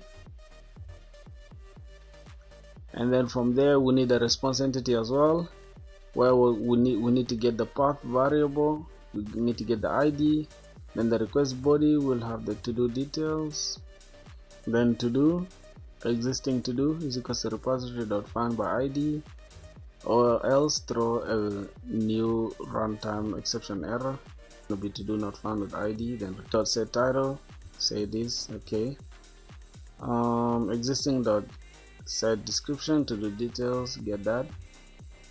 Okay, I think that is it. Then from there we need to do updated to do is equals to repository.save, then save the existing to do, then return response.okay, then return the updated to. Alright, I think that should be it. Now I'm starting to get it now. So this is the getting this. How about getting it by ID? Let me try to do it by myself. At get mapping, that should return, and then from there what else we need to create? Public repository or response entity, and again this is we need to get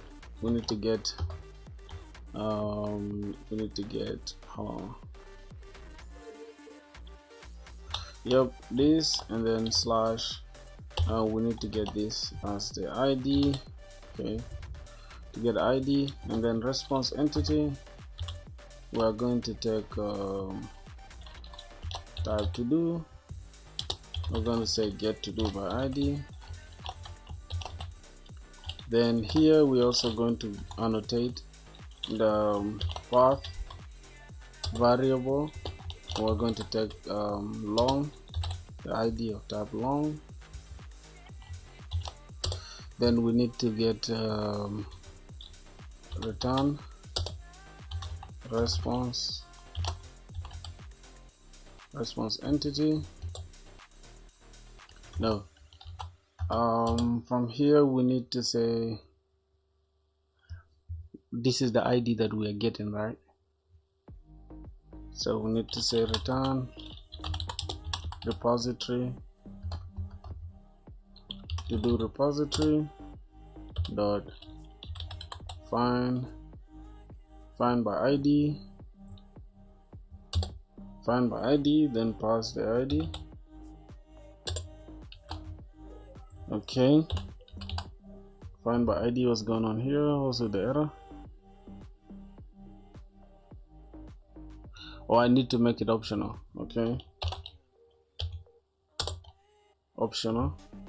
All right, cool. Then from there we need to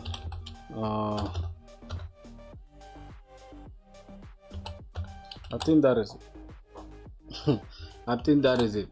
I don't know what else we need. Getting this by ID. That is okay. Let's try to compare it. Let's say, is this correct? Getting this by ID. Correct. Trying to get to do by ID. Okay.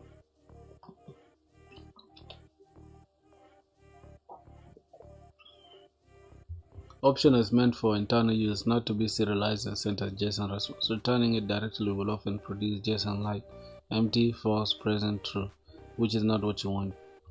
You want the actual to do object to a proper for not found. So we're going to have to do of type to do is equal to the repository of an ID by the ID, and then dot or else throw to do not found plus ID, then response dot entity. If the response dot entity is okay, then go ahead and return the to do. All right, I think that's gonna do it for us. So we need to change this back to response entity, which is what we want. But let me just stop this.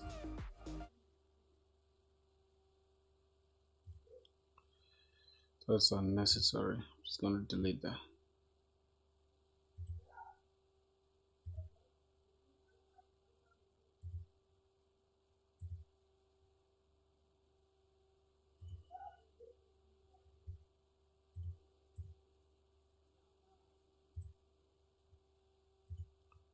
Remove Spotify.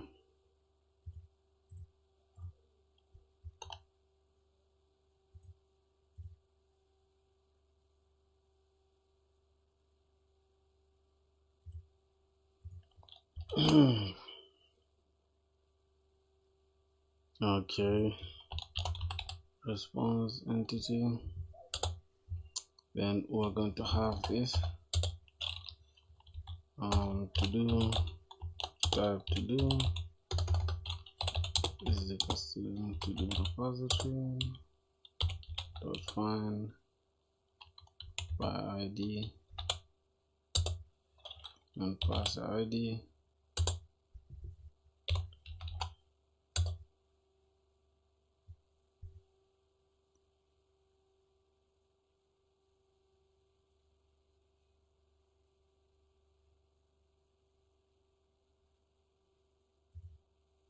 No. Here response entity dot else dot else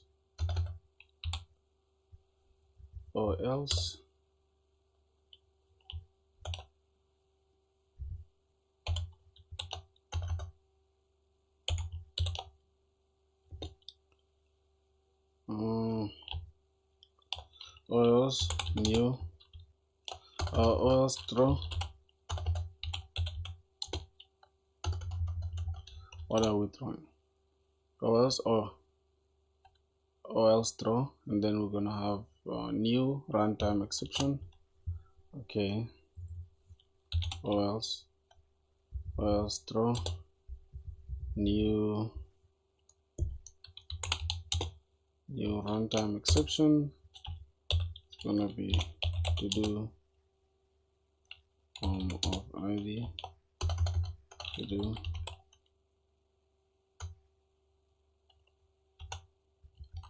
not found. Okay, to do with that ID is not found, then go ahead and return repository to do repository dot response dot entity.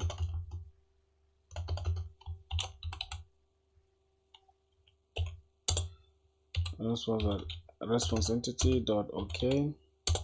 If that is okay, then go ahead and save the to do. I mean, go ahead and pause the to do. Okay, cool.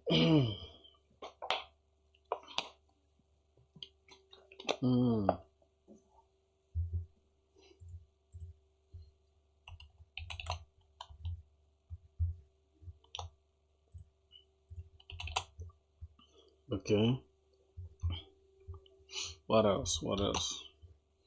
I need to find returns object this or throws this, convert this. Okay, so what happened? Returns an optional to do. Converts it into a proper exception if not found. Also, or else throw. This is what we need, and then after that, this sends the to do as a JSON with HTTP 200. All right. You usually create a custom exception and handle it without controller advice. Missing to this title. It's all good, bro. We just going step by step, so it's no worries. See what else. Okay, after that, what else should I need? I need to now work on the update, so we're gonna need the put mapping, then response entity, update path variable. We're gonna get the request body with to do details, and or else we'll throw a runtime exception. To do not found with ID, they will pass the ID. Okay, existing to do, so we're going to have to do existing to do is equal to this find by ID. If it's not found, then go ahead and this is optional. Okay, if there's nothing, then throw an error. Now existing to do dot set the title, and then to do details dot get the title. Existing to do dot set description, then to do details dot get description. Alright, so we need getters and setters for that as well. Let me go back here and create the put mapping. So not put, this is to update. We need to get a specific ID. We need to get the ID. Then we need to create public response entity. We're taking type to do. Then we're saying update to do. Okay. Then we need an optional type to do. Existing to do is equals to do repository dot find by ID text ID. We need to get the types here. This is going to extend. First of all, we need to get this from the path variable.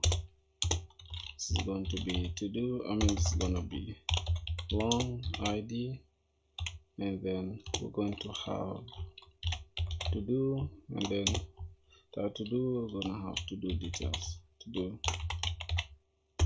details. Alright, and then this or else throw. A new runtime exception. We're going to say to do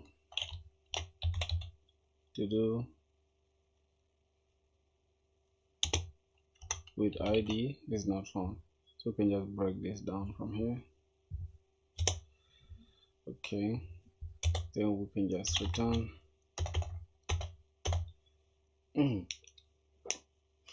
by the way, we're not returning anything yet. We need to get the existing to do dot set title. Matter of fact, we do not have the getters and setters yet, so let's go back to do Java. We need to create getters and setters for all of them. public long get ID. I doubt if we need to care about the ID, but we need to check the string and title. So we need get. Yo, Velma was good, bro. What's popping? Okay, I think I need to just right click here and then generate getters and setters. For this, that. No, we need just for the title and description. And that is it. Now for the date, we can just remove it for now, so we don't have any usage. Now what's going on here? You may have Lombok, so use Lombok. Okay, use Lombok. Let's see what's gonna happen. Use Lombok for description. Whoa! So, yo, are you coding an app right now? That's interesting. So we have getter, we have setter, getter for the title, setter, getter for the description. What? What? So I don't have to have these unnecessary things here. Let me first understand what is inside the getter here by Lombok. Download record. Okay. Okay, alright. So Lombok handles this, right?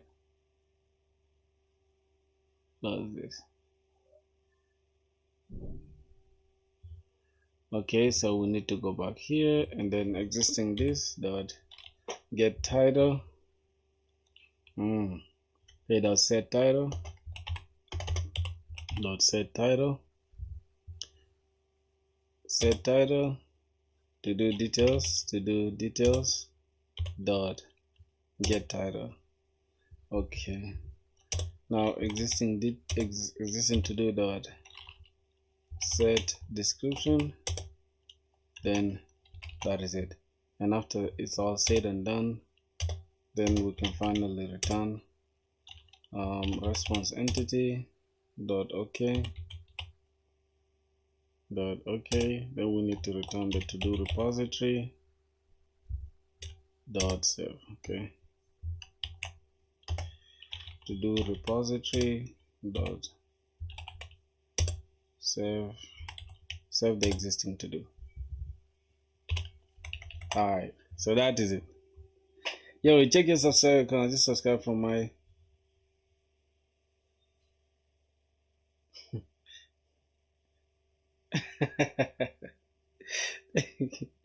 thanks, bro. you bro, you funny as hell, man. Thanks, bro. Thanks. That's funny as hell, man. Okay, thank you, my G. Let's see what else. We made it, bro. But you were not there on stream yesterday.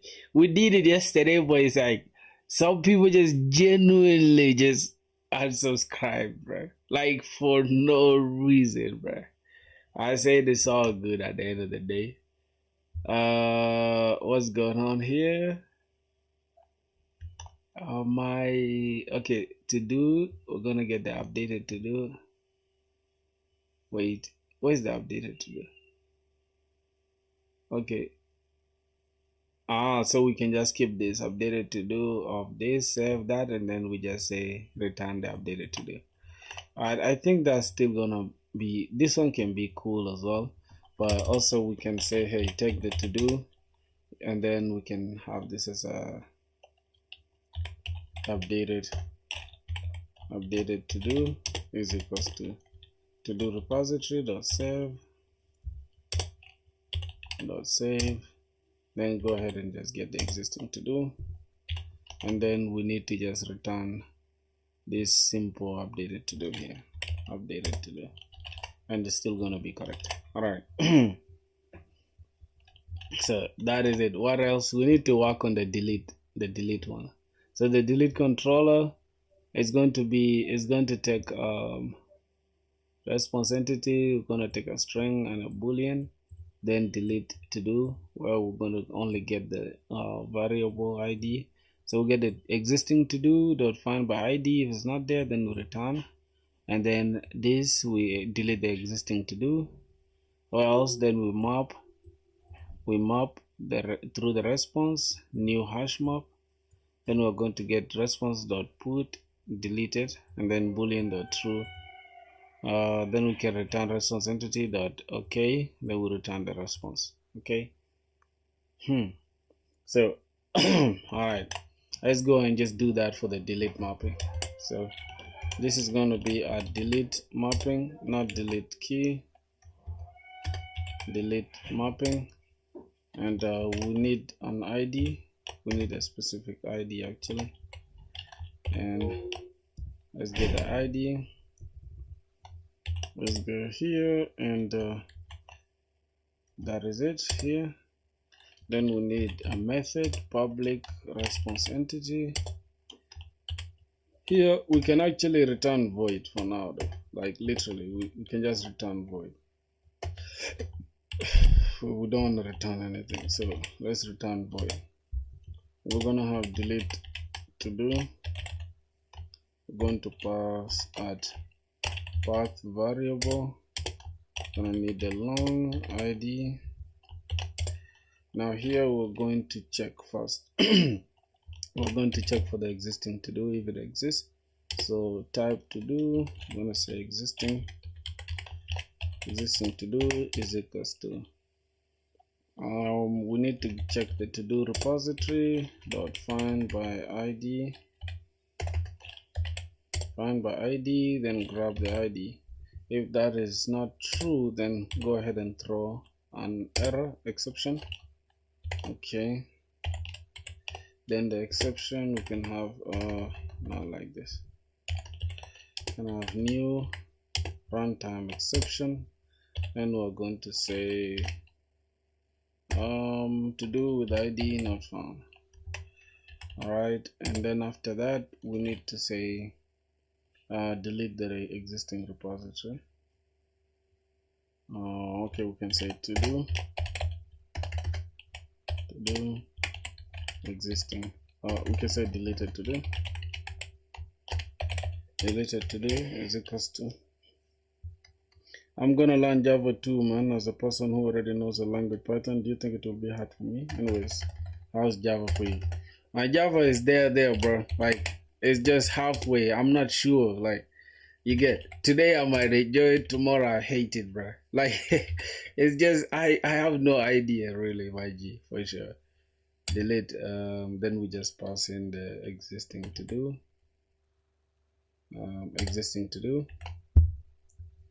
Then what's going on? So provided void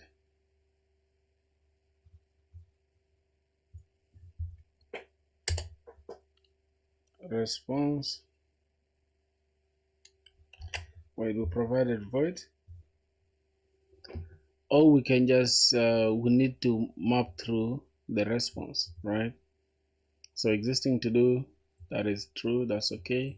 But instead of void, we have to return, we need to map through, pass through this. So it's gonna have a map, and it's gonna be a string. Why are they two? Oh, this is the types. We need to return these two types inside here. Rather than void, we have to return something. So before we've been returning the to do, but this time since we're deleting, we need to get this map, and then from there response.delete existing to do. Then we can now map, say response equals a new hash map, and then the hash map is taking the string and it's taking a boolean as well. Then response.put, we just update this response to delete it. If it's deleted, then go ahead and say, this is the message, right? Deleted. Then we say boolean.true. Then return response.okay and return the response. All right, bro, it's kind of hard, bro. If you want my answer, Java is Spring Boot and Java, they're all hard to learn, bro. Like you just need to keep your head down and just continue grinding. That's literally it, and that's what I'm doing right now. All right, if this is okay, Then rather than void, I need to I need to bring a map, and then inside this map I need a string and I need a boolean. Alright, then from there I need to map through to get the map, which is going to take type string and boolean. Then we're gonna get a response is equals to new hash map, and then the hash map can remain like that. Then we can have response dot put. Why do we have dot disput? What is that?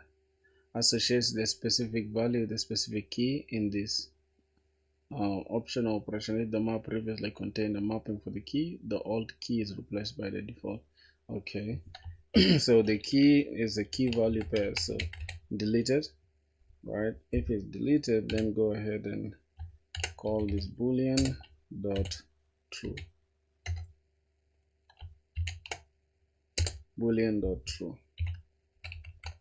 And then finally we can return entity, response entity dot okay, and then dot okay. Then we can pass the response inside it, and definitely that is it. Bro, I've been going through hell and back. What's this? What is a response? It's a response, bro. Response. Oh my god. Alright, bro, I've been going through hell and back with this entire thing. This is just a to-do app, bro. Like I think about it, this is just a to-do app we are creating, bro. And I look at the kind of hell that we're going through, dog. Okay. I think this is fine now. This should be okay, bro. I need to remove this option now. We don't need it. Yeah, so this is good, bro. We've had some progress. So we have get mapping. This gets all the to-dos, and then this gets a to-do by ID, and then this creates a to-do, and this updates a to-do using an ID, and then this creates this deletes an to-do using its ID. I think that is it, really. Let me go to the close this application. All right, we have getters and setters there. So the first thing is have description. All right, now I need to ask a question like how do we okay, now how do we add status, that will keep track of whether or not we completed whether or not the to-do is pending, completed, pending, in progress, or completed. Alright, let's see. So perfect. So in Java, it comes in handy. You define a status enum and integrate into your to-do. So the entity stored in the table. Let's break it down. So we're gonna create a public enum status. We're gonna have pending, in progress, and completed. Then enum constants are usually all uppercase. Okay, and then in the to-do entity, this is how we call it. At generated value strategy is because of this.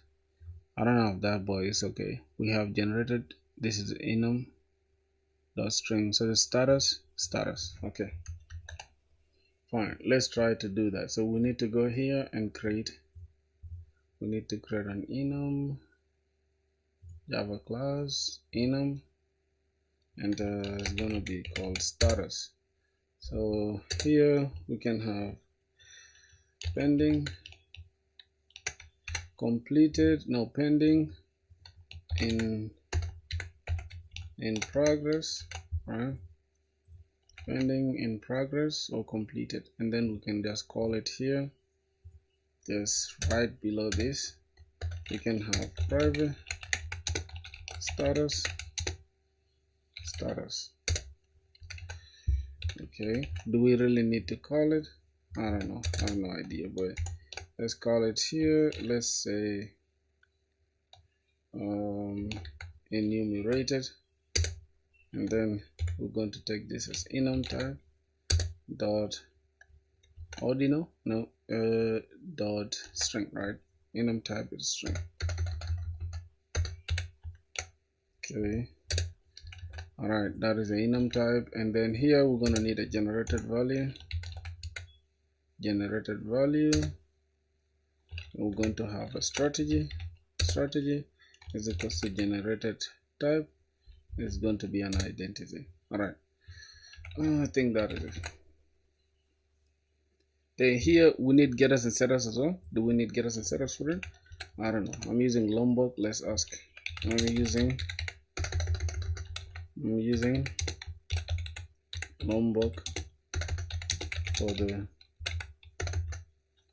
getters and setters. How do we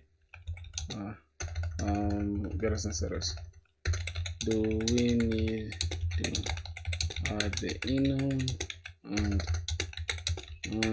the enum and what? The enum and the generated value as well? I don't know. I think that's the status, right? Do we need to add the enum status there as well?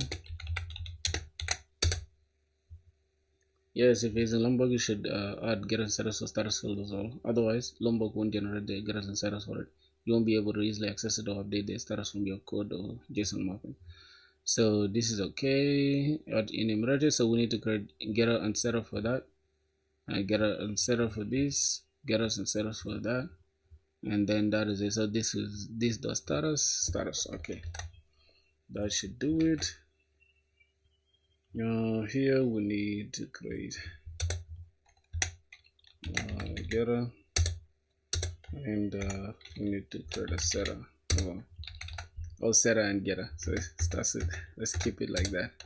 We need to start with setter, and then here getter. What SpringBoot, by the way, is what I'm using right now. It's a framework of Java, bro. So here we need to annotate status, and then we're going to say this status is equals to status. All right, then how about the date? Let's say we want to add the date, like for example private date greater than is equals to new date. What is it? Okay, this should be final. All right, what about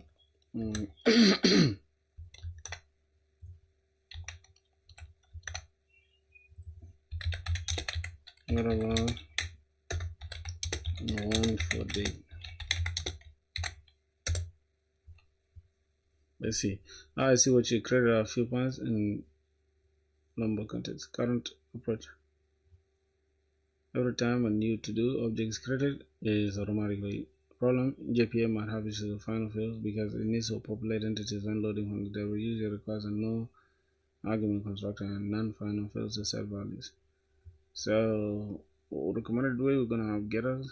We're gonna have database equals to file somewhere. Column.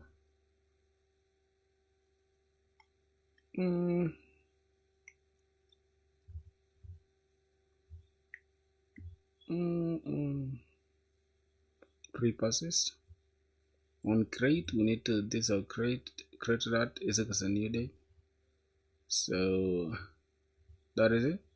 We need to get a getter for this, and then we're gonna have a column. Updatable is equals to false. Don't update this column, and then a temporal. I don't know why we need to annotate things with a temporal. I'm confused. but it's okay. We're gonna have temporal type dot timestamp, then private date created at, and then protected void on create. We need to get this. But when reset, only when the entity is first saved. No conflicts with JPA when loading existing to do. Okay, what's a simpler way to do it? And as JPA has its own way of implementing that.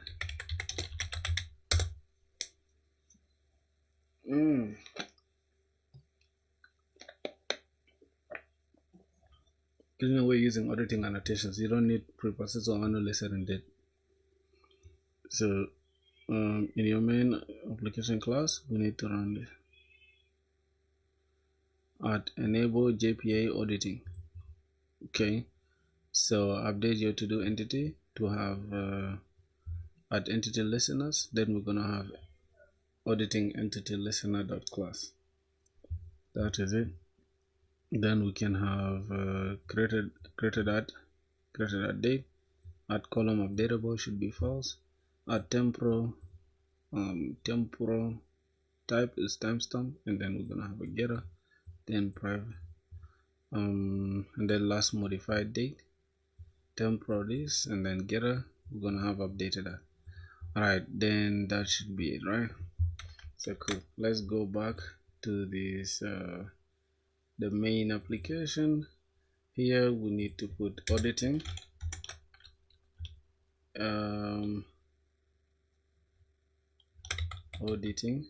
enable JPA auditing, and then we need to go inside here, and then just under this we need to get enable entity listeners, and then we can have auditing entity listener dot class, and then finally we can have the created at, not final, should be date created at. Then we can annotate it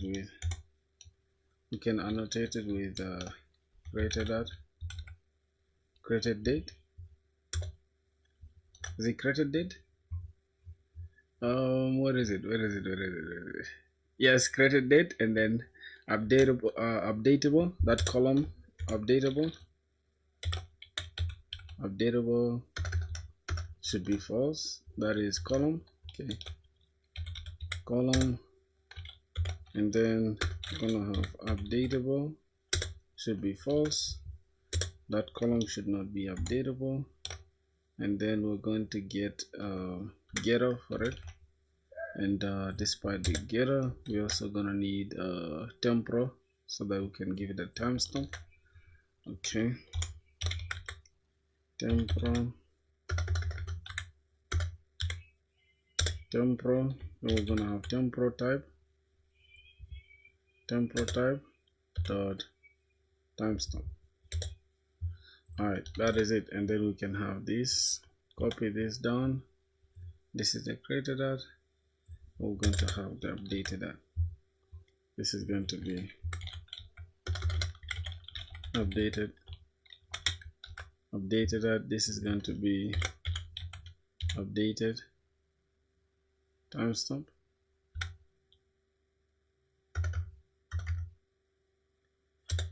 I don't know if it's updated timestamp, but let's see. Oh, last modified date. Okay, I need to go ahead and remove that updated timestamp. We need to go here and call this last modified date, and that's gonna be it. Okay, that is it. Temporal timestamp, and then getter. That's it. Okay, then for the column we need to take it off. Alright boys, so boom, this is how clean our application is. Super readable and straight to the point, bro. Oh my god. Okay, I'm super excited. Yep, that is cleaner. Okay, so after creating the controller, what next? So how do we now so do we need to add anything here? Oh, it's okay. Your controller is fine, but there are a few improvements we suggest for it to work properly with the changes I discussed. So right now, response this to do is missing. Add request body. Spring won't bind JSON from the client automatically without it. So we need to fix this. Okay. Alright. And then handle the status field in the updated. Right now you created a, don't set the status field explicitly with the enum you probably want. Or default to pending if status is null when creating. If to do the status is equal to null, to do the set status.pending. Use proper HTTP instead of runtime exception. Okay, this will automatically return 4 not found instead of 500. Optional return updated and created in response. If you add they will serialize in this automatically, no extra code needed. Alright, so that is it. HTTP status not found, that's all. We also need to add a request body. So that is just it. Where is it? We need to go to details here and then annotate this with the request body. So we're getting that from the request body, and rather than returning an exception, we need to just or else throw HTTP status, right? Runtime exception, then we return the HTTP status. New response status exception. Okay, fine. new HTTP status. Wait, what? New, oh, response status exception. Okay, response status exception.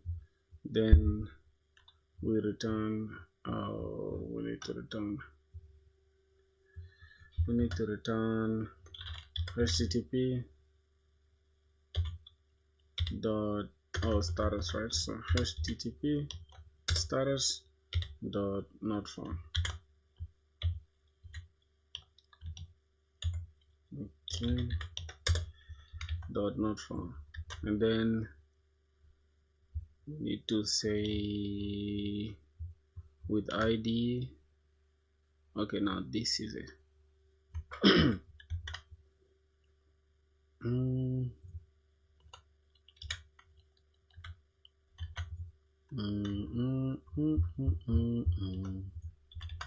All right, then what else? In the delete mapping, is it okay? I think it is okay.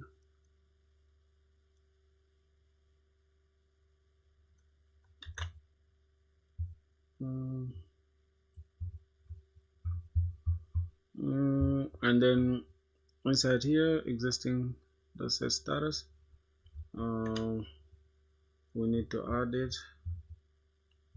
Existing dot set status, existing to do dot set status. We need to say to do details dot get status, and what else?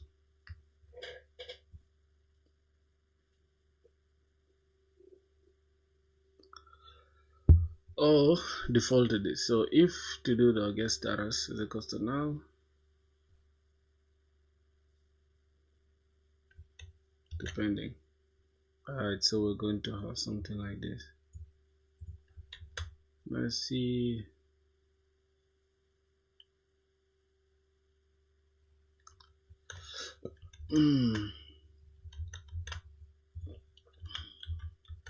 Alright, let's say where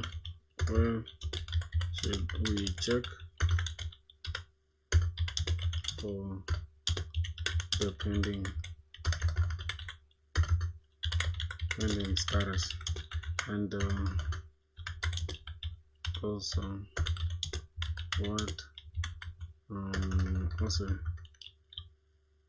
also should we return http dot status http status exception in the delete also. Okay, let's see that. Let's break it down carefully. Asking about checking for the pending status, and let's see. You can default the status of pending if the client doesn't provide one. So this is all we're gonna do. In the post mapping, if the status if to do the get status is null, then to do the status status is equals to pending. Then go ahead and save the to do. Alright, that should be it. And then on update optional, you can prevent certain updates if to do is already completed. And status equals to completed, throw bad records. And then for the deleted, we need to response status, that we need to say not found. Okay, that is it. So let's go.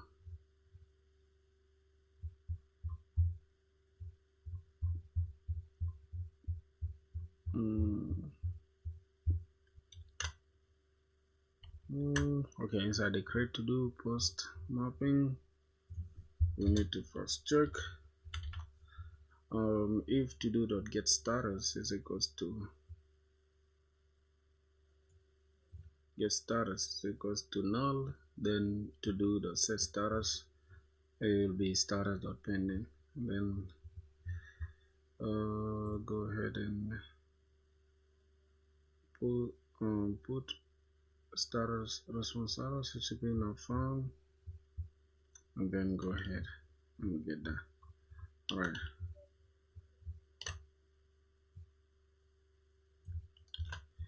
Same thing in the delete controller. New http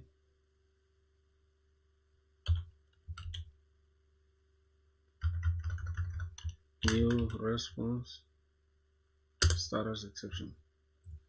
Okay.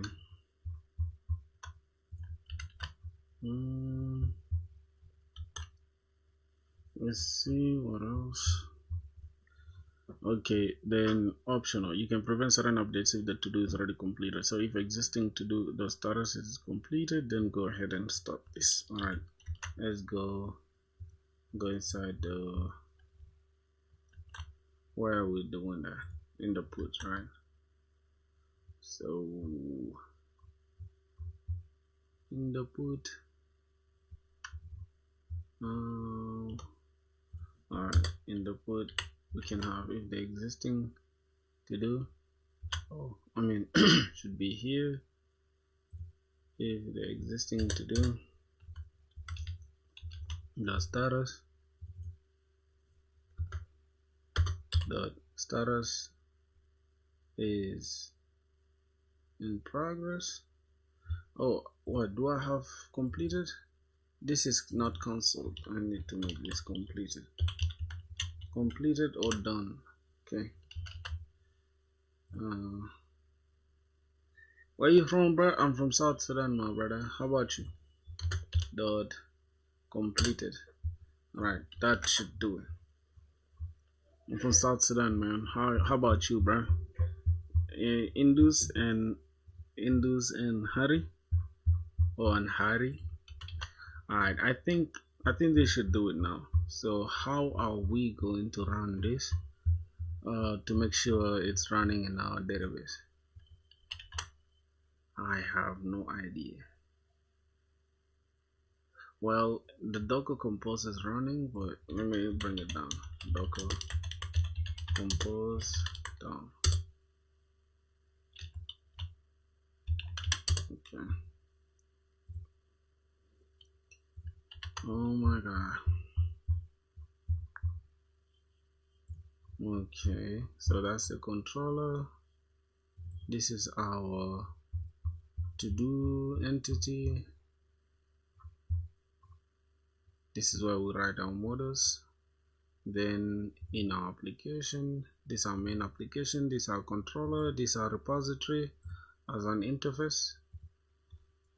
I'm from India. How you doing? I'm good, bro. I'm very, very good, my brother. How about you, man? How's everything? Thanks for asking, bro. Thanks for asking, bro. Yes, I have another question. I wanna run this not with Docker Compose. I want to run this with NeonDB. So let me check my resources. So here, is it done now? So getting all IDs here. This is a controller. So after creating the controller,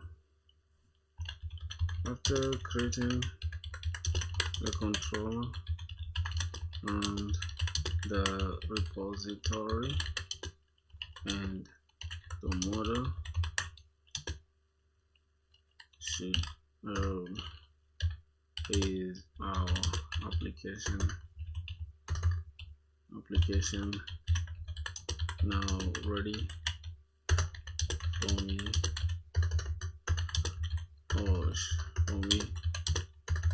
to test the endpoints using Postman. Oh my god, I can't type. Postman, and also I wanna use, oh my god, I wanna use I wanna use NeonDB Postgres. I'm learning Node.js is right now on my Monstack journey. Or you on your Monstack? Doing pretty good. Yeah, I actually know Node.js, and I know Monstack, right? I know the entire Monstack, but I want to switch to Java and SpringBoot, right? And perhaps React and Next.js on the front end. I already know Next.js and React, so yeah, I'm just trying to learn. I'm trying to learn now Java and SpringBoot. Postgres.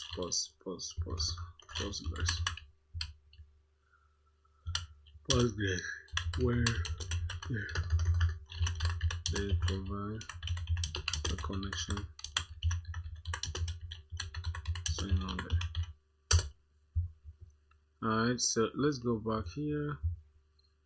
I have Docker Compose here. I need to just delete it. I don't really need it right now. I'm going to delete this. Delete where it's used. The pom.xml as well. Let me look for this. Let me make sure there's nothing else. Alright, Docker Compose. I need to remove this entire dependency. Sorry, bro. Gotta go. Okay. That is it.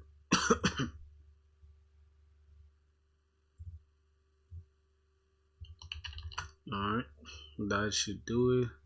What else am I looking for? So I don't know why there's something called lambda that I don't understand. I just read somewhere lambda and I don't even know what the fuck lambda is. What's this?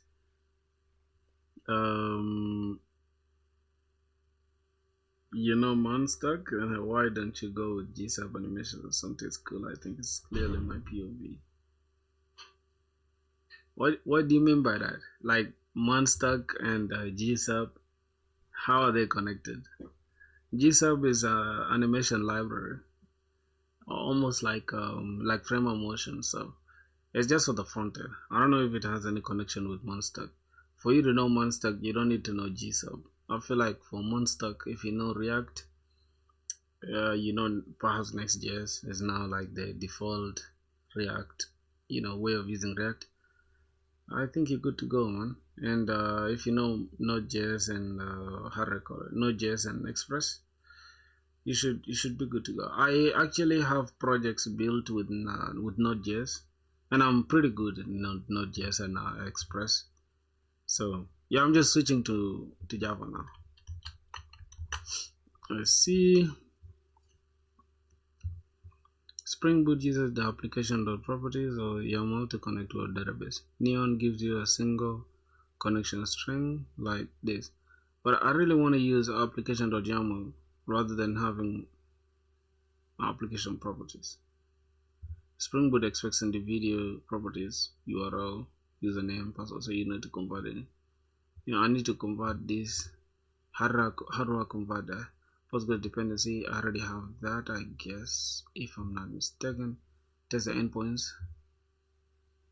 So optional connection. Alright, can we convert to using .yaml rather than properties? Properties just doesn't look good, bro. So let me go here. Properties, can we convert this?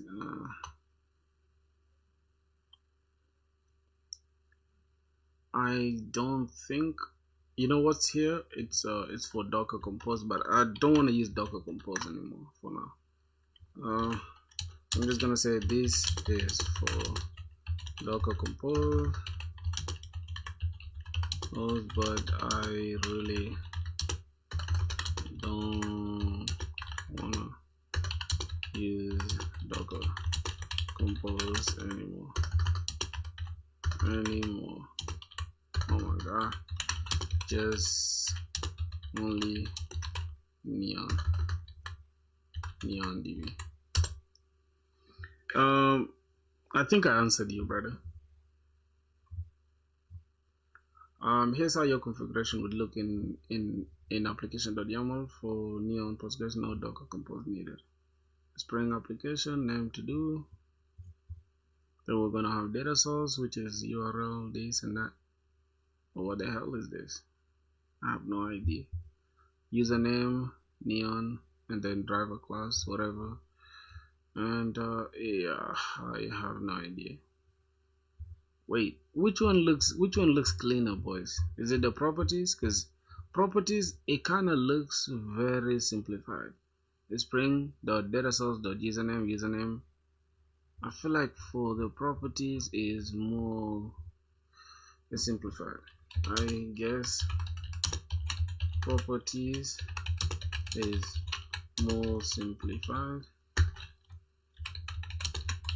than YAML. I guess exactly. For small projects or services, it's often easier to read and less nested, so it's totally fine to stick with YAML. With it, YAML shines that you have a deeply nested config, multiple properties and all that. So I think we should, if we want to learn, we should stick with the YAML and then learn from it. So how would this look in YAML? Spring application.name would look like this in YAML. It to look like Spring application name will be to do. Data source, we shall have the URL, the username, the password, the driver class name, which is just like this, right? The Spring, the data source, the username, and then that. Okay. Alright. I'm just gonna go ahead and just change this to YAML. It's gonna select this, change this to YAML, then application.properties. I'm just gonna rename this to application.yaml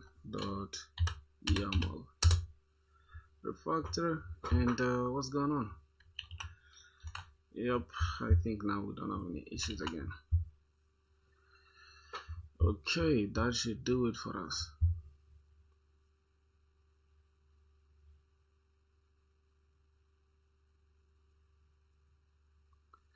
Alright.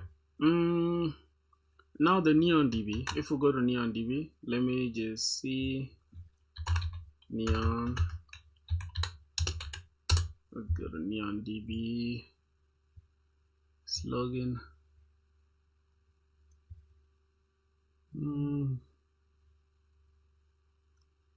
So I'm going to go ahead and create a new project. I'm gonna call this to do app. To do. This is gonna be Postgres 17. Okay, AWS. I'm gonna select London. which is closer to me. No connect. Okay, happy learning. What do you mean by no connect, bro? And why did you delete your things? I don't know. What's up with you, my G? I don't know why you deleted your comments. Okay, let's go ahead and get these properties. Show password. It's gonna grab this and delete that. Okay.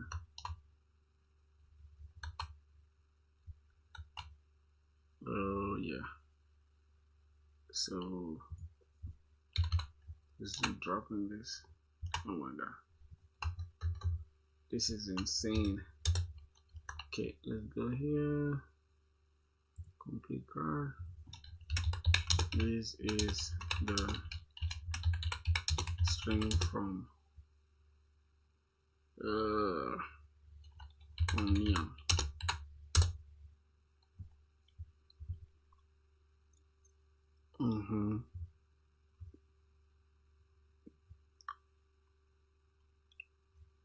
So breaking it down will be,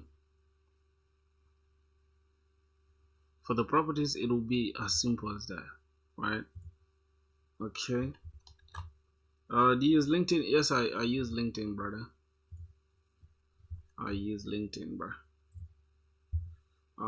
My name is Emmanuel on LinkedIn. Wait. Dot properties properties. Okay. All right, that should do it. My name is Emmanuel Francis on LinkedIn. Let me show you. LinkedIn. You can connect with me right there, my G. It's here, Emmanuel Francis. Connect with me, man. Alright, let's get straight into the work. Let's see what next. Neon DB owner, Neon DB. Okay, that should do it. Then after here, what next? Format requires this. Neon usually default supports it, so we need to add it. Okay, so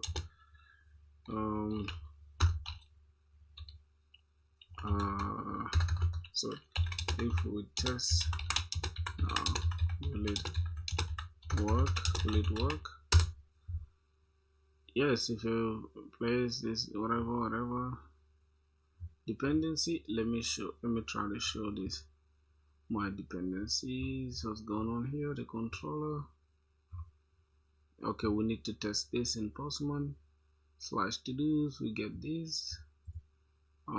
Get to-dos should show none. Get to-dos none, and then put, we can update and delete. Okay, so let me go.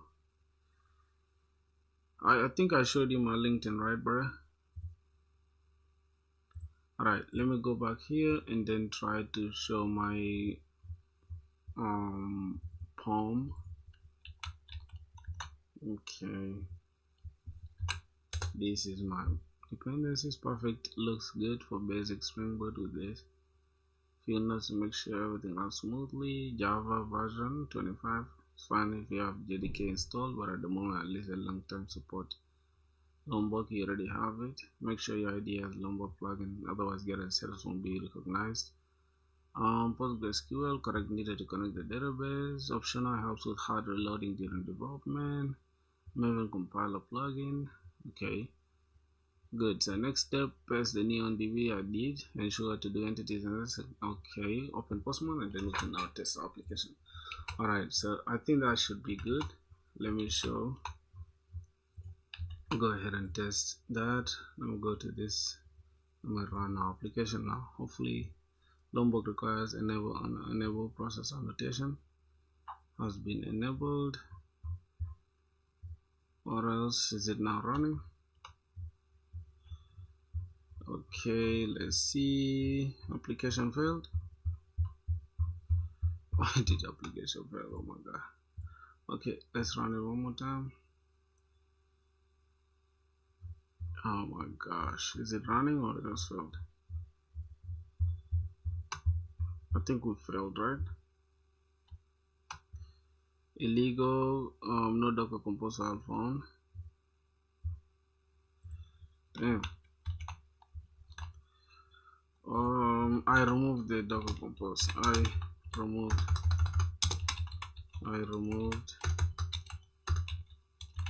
the Docker Compose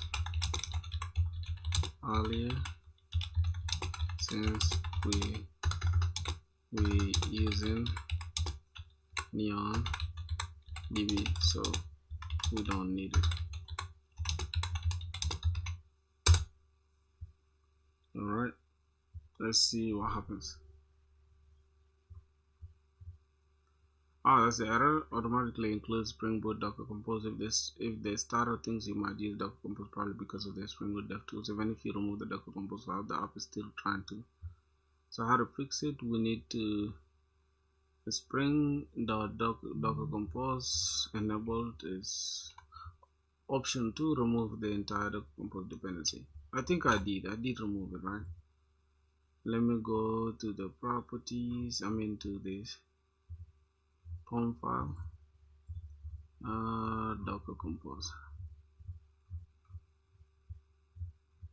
I think I removed it, bro.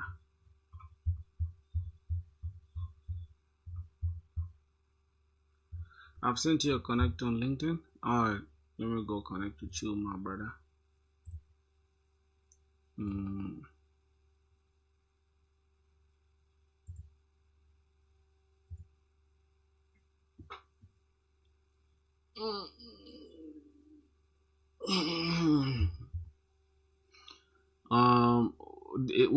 Is this yours?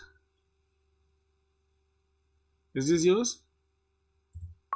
Okay, let me just accept all this. It's all good. Accept. Okay, I did accept. Alright, sent it. Cool. Thanks for the connection, my brother. Thanks for the connection, man. Alright, let's see what's going on. I think I removed it, bro, but why is it still there? Alright, I removed it, bro.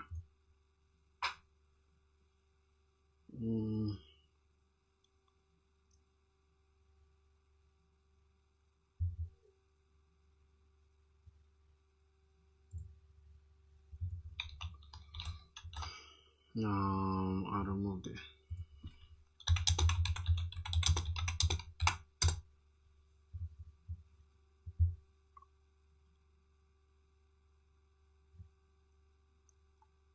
Close this. It includes it. Okay. Run your Spring application. You should now see Tomcat started at that.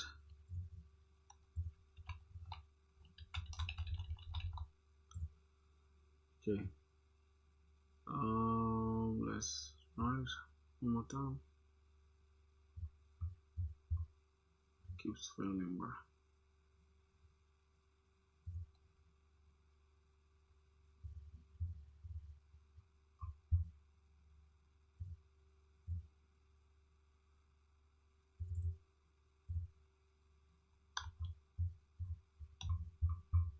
Okay, brother, I'm going for bed. It's already. Let's see you tomorrow. Alright, brother. Thank you so much, bro. Thanks for tapping in, bro. I don't know what time it is in India right now. It's like it's like 1. That's like 12, something like that. Yeah, it's like 12 a.m. It's like 12, something like that. Alright, man. See you tomorrow, bro. It's all good. It's all good, my brother. Still, do I need to?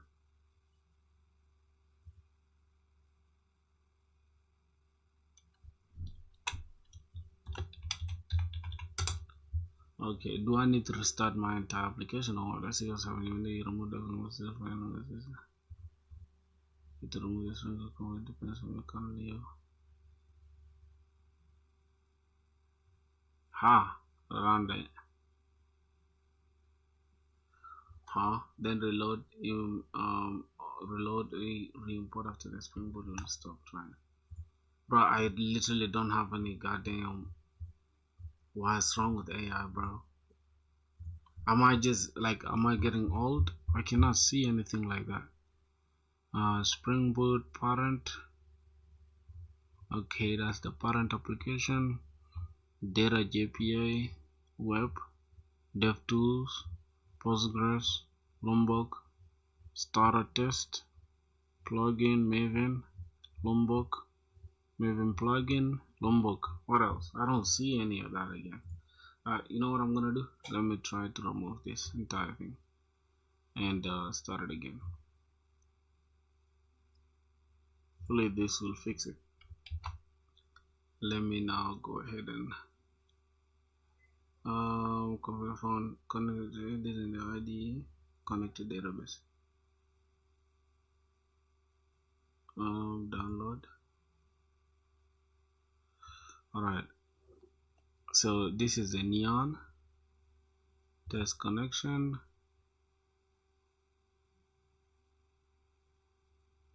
Yes, succeeded. Okay, apply and then okay. You can now set Postgres as a default. Okay.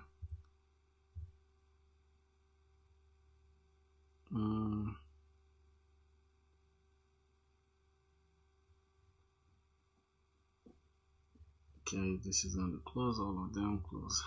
Alright, that should do it. If I run my application now, hopefully it's no problems at all.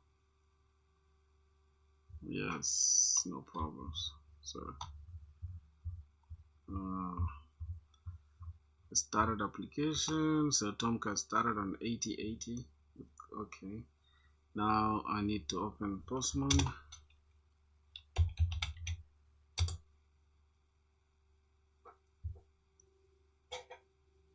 Okay,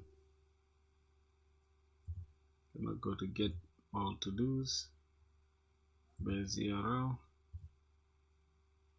API slash API v1 to dos. Alright, let's go change it. API v1 to dos. It's gonna be API v1 slash to dos. Okay. Now API v1 to dos, get all to dos. This is 8080. It should be 8080, not 8080.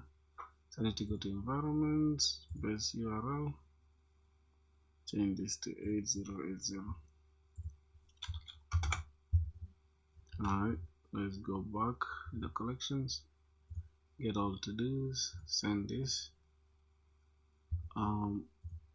What's going on? Oh, the base URL hasn't changed. Okay, let's get base URL. Is it now 8080? No, why?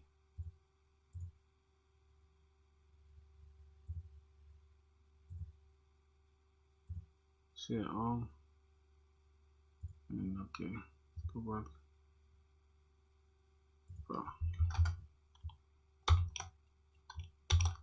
Base URL. Oh my god. I think I just need to go ahead and delete this.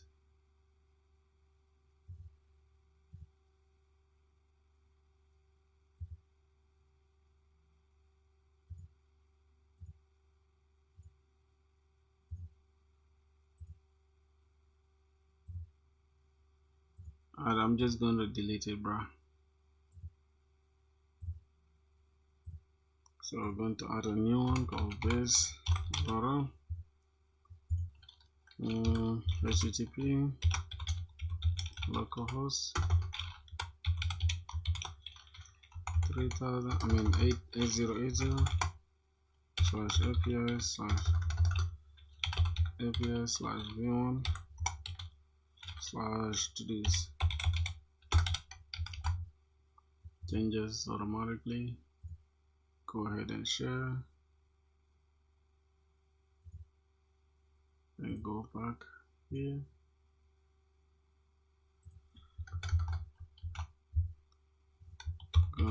Base URL, bro.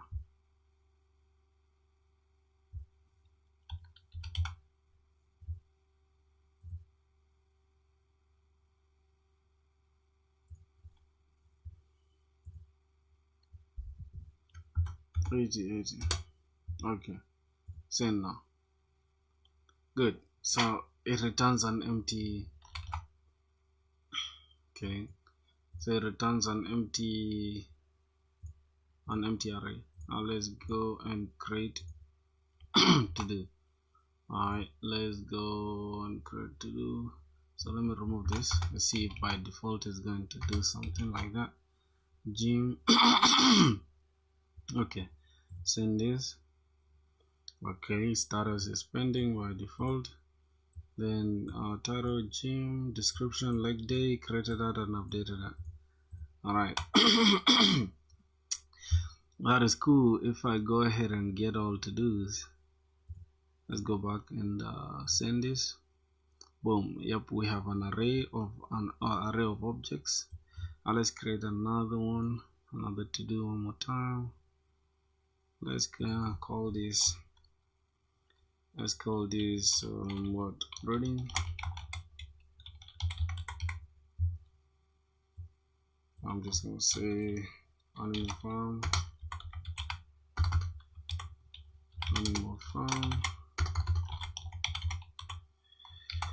and send that. We're going to have animal farm. Status is pending. Get all to do's. So all of them, their status is pending, and then title is gym, description, leg day, pending, title. What? I don't see the ID here. Oh my god, I don't see the ID here. So how are we gonna know the exact ones that we're creating? God damn. Wait, put this down. Go back to the controller. In the post controller, how do we know the IDs that we're saving? Oh my god, we're supposed to add the ID actually. So this is a to do. We need to save the to do, and we need to save the long as well. Long, we need to get the ID. We need to save the ID, and then we can save this ID as well. It's like that. But what's going on here? Expected one argument but found two. Create method in this. Where is the repository? Okay, we need to also create the to-do repository. Oh my god, I just don't know why I can't save the ID, because let me pass this and send this. So for some reason, okay, here is the response in Postman. For some reason, I want to make sure I create the ID as well. So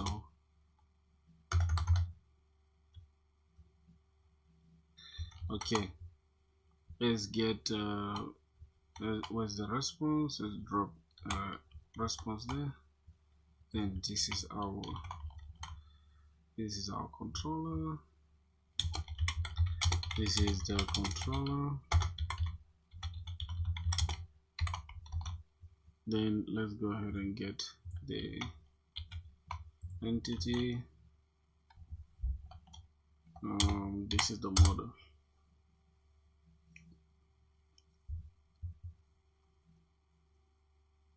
I know your ID field doesn't have getter, you only have it status.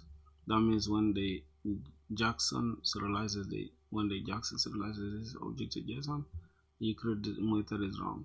To this does not take an ID parameter, you should call it. JPA will automatically generate the ID because you have generated. Okay, so we're gonna have that fixes, add a getter to the ID, so we're gonna have a getter as well.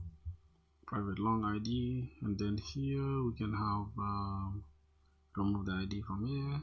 It will automatically pass it. Okay, once you do that, JPA will automatically generate the ID. Okay.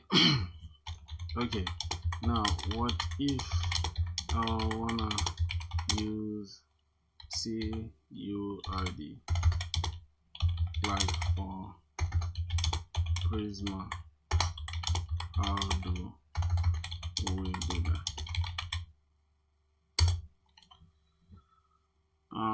You got it. You want to see it instead of numeric IDs and JPAs, so you can do that by using string as ID generated itself. There's no built-in generator, but you can use libraries to implement generator yourself. Okay. Generate this. You can pre-process this in the entity automatically. Okay, you can pre-process it like this. See your ID that generate. Alright. Nah, it's cool. So I just need to go here and then get a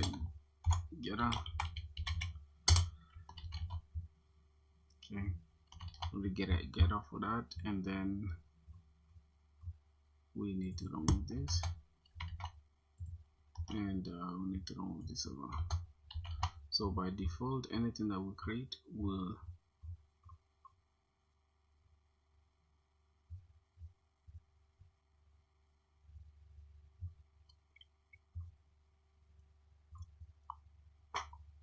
okay. Now let's close this out.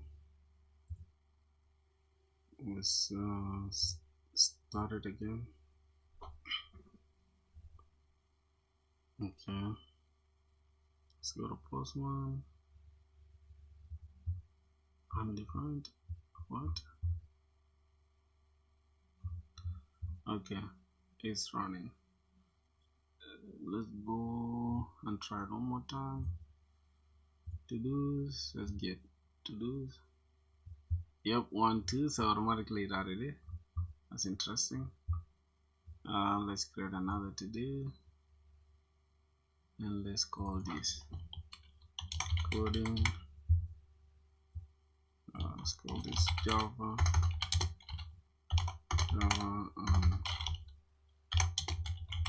SpringBoot. Go ahead and send that. Pending. We could update that, so let's pick 3, then we update to do. I need to update Java. I'm only updating this too, so I need to work on the ID as well. ID, which is 3. I need to update it to in progress. Okay, let's go back to getting all to do. Send this. Get all to do's. Which one? Okay, this is coding Java Spring Boot. We need to change the status to in progress. Okay. Get all to do status. Okay. Alright, let's send that bad request. Oh yeah, because in the parameters we are passing something different. Alright, we need to just pass 3, and let's pass this. Good. Title is null and description is null. Oh god, why? If I go back and get all to this, now the description, they're all null and stuff. Why? I need to figure out how okay, on update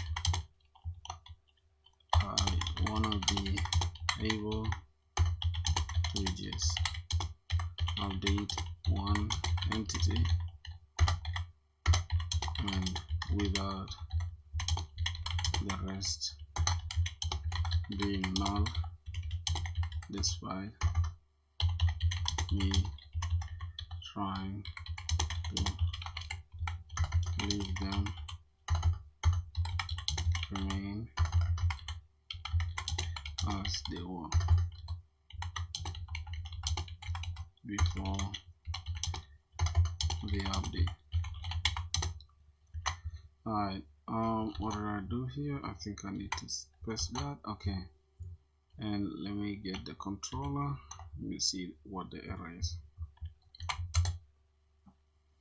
Alright, that's how I'm teaching myself how to code, my brother. You get it.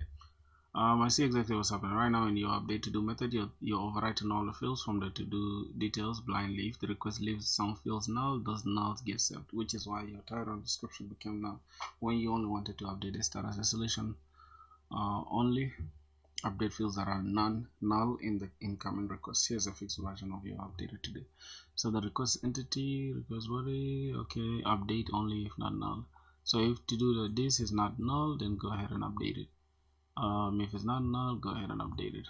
And then if the existing to do dot status, if the updated to do dot status is completed, then we need to our completed to do cannot be updated. All right. Then if your put request JSON is all right, that should do it. That should do it. So we need to just go and update this put. So this one should only happen if the to do the get status is if the to do status, right? If the to do details dot get status, not the status, bro. Hold on. What do I have here? What am I seeing, bro? If the to do dot okay, this dot get title. If the title is not okay, cool. So if this is set title, we need to make sure this one is not null. Then go ahead and just update it. All right. So if to do details dot get we need to begin with title, get title. If it's not null, if it's not equal to null, then go ahead and update it. The same applies to copy this down. Oh my god. Okay, we need to do the same thing. Copy this, copy that, and then change this to dot get description is not null, then go ahead and replace this with everything that's here. Okay, then if this is not null as well, go ahead and do the same thing. Grab this x if status get status it's not null, and go ahead and do that. Okay. What else? What do we have here? Clear. Okay. So let's go back and test the inputs. All right. Let me just delete the endpoint. Let me get all to dos. Oh, we're not connected. SpringBoot is not running. Okay. Kill this. Run the application one more time. Okay. We need to just get all to dos. Okay, we need to delete the third one. So delete to do. To just change this to 3. And then save, and go ahead and delete that. Deleted is true. Okay. We need to go to get to dos and then see. All right, so we have only 2. Let's go ahead and create another one. Create a to do, and let's call it coding with Java and Spring Boot, and then get all to dos. All right, now I want to change this to pending. Oh, why why is the ID just changing to 3, bro? Like 3 was deleted. Why is it not 3? Now it has skipped. It is so pending. I need to change this to update 4. Update it to cool. So in progress. If I go ahead and get all to this in progress. All right, I guess I've done everything that I needed to do. So That should do it, man. Thank you guys for watching, broskies. I've literally like I've spent almost the entire, I don't know how many hours coding, but it is what it is. I'm just gonna close it down. And, yeah, that's the entire coding session, bro. I was teaching myself how to learn Spring Boot. I mean, teaching myself Spring Boot. What is teaching myself how to learn Spring Boot? It's crazy. Anyways, bro, I appreciate you guys for watching, bro. Let's meet tomorrow, broskis. So that's gonna do it, man. Let's go. Subscribe though if you want to, brother.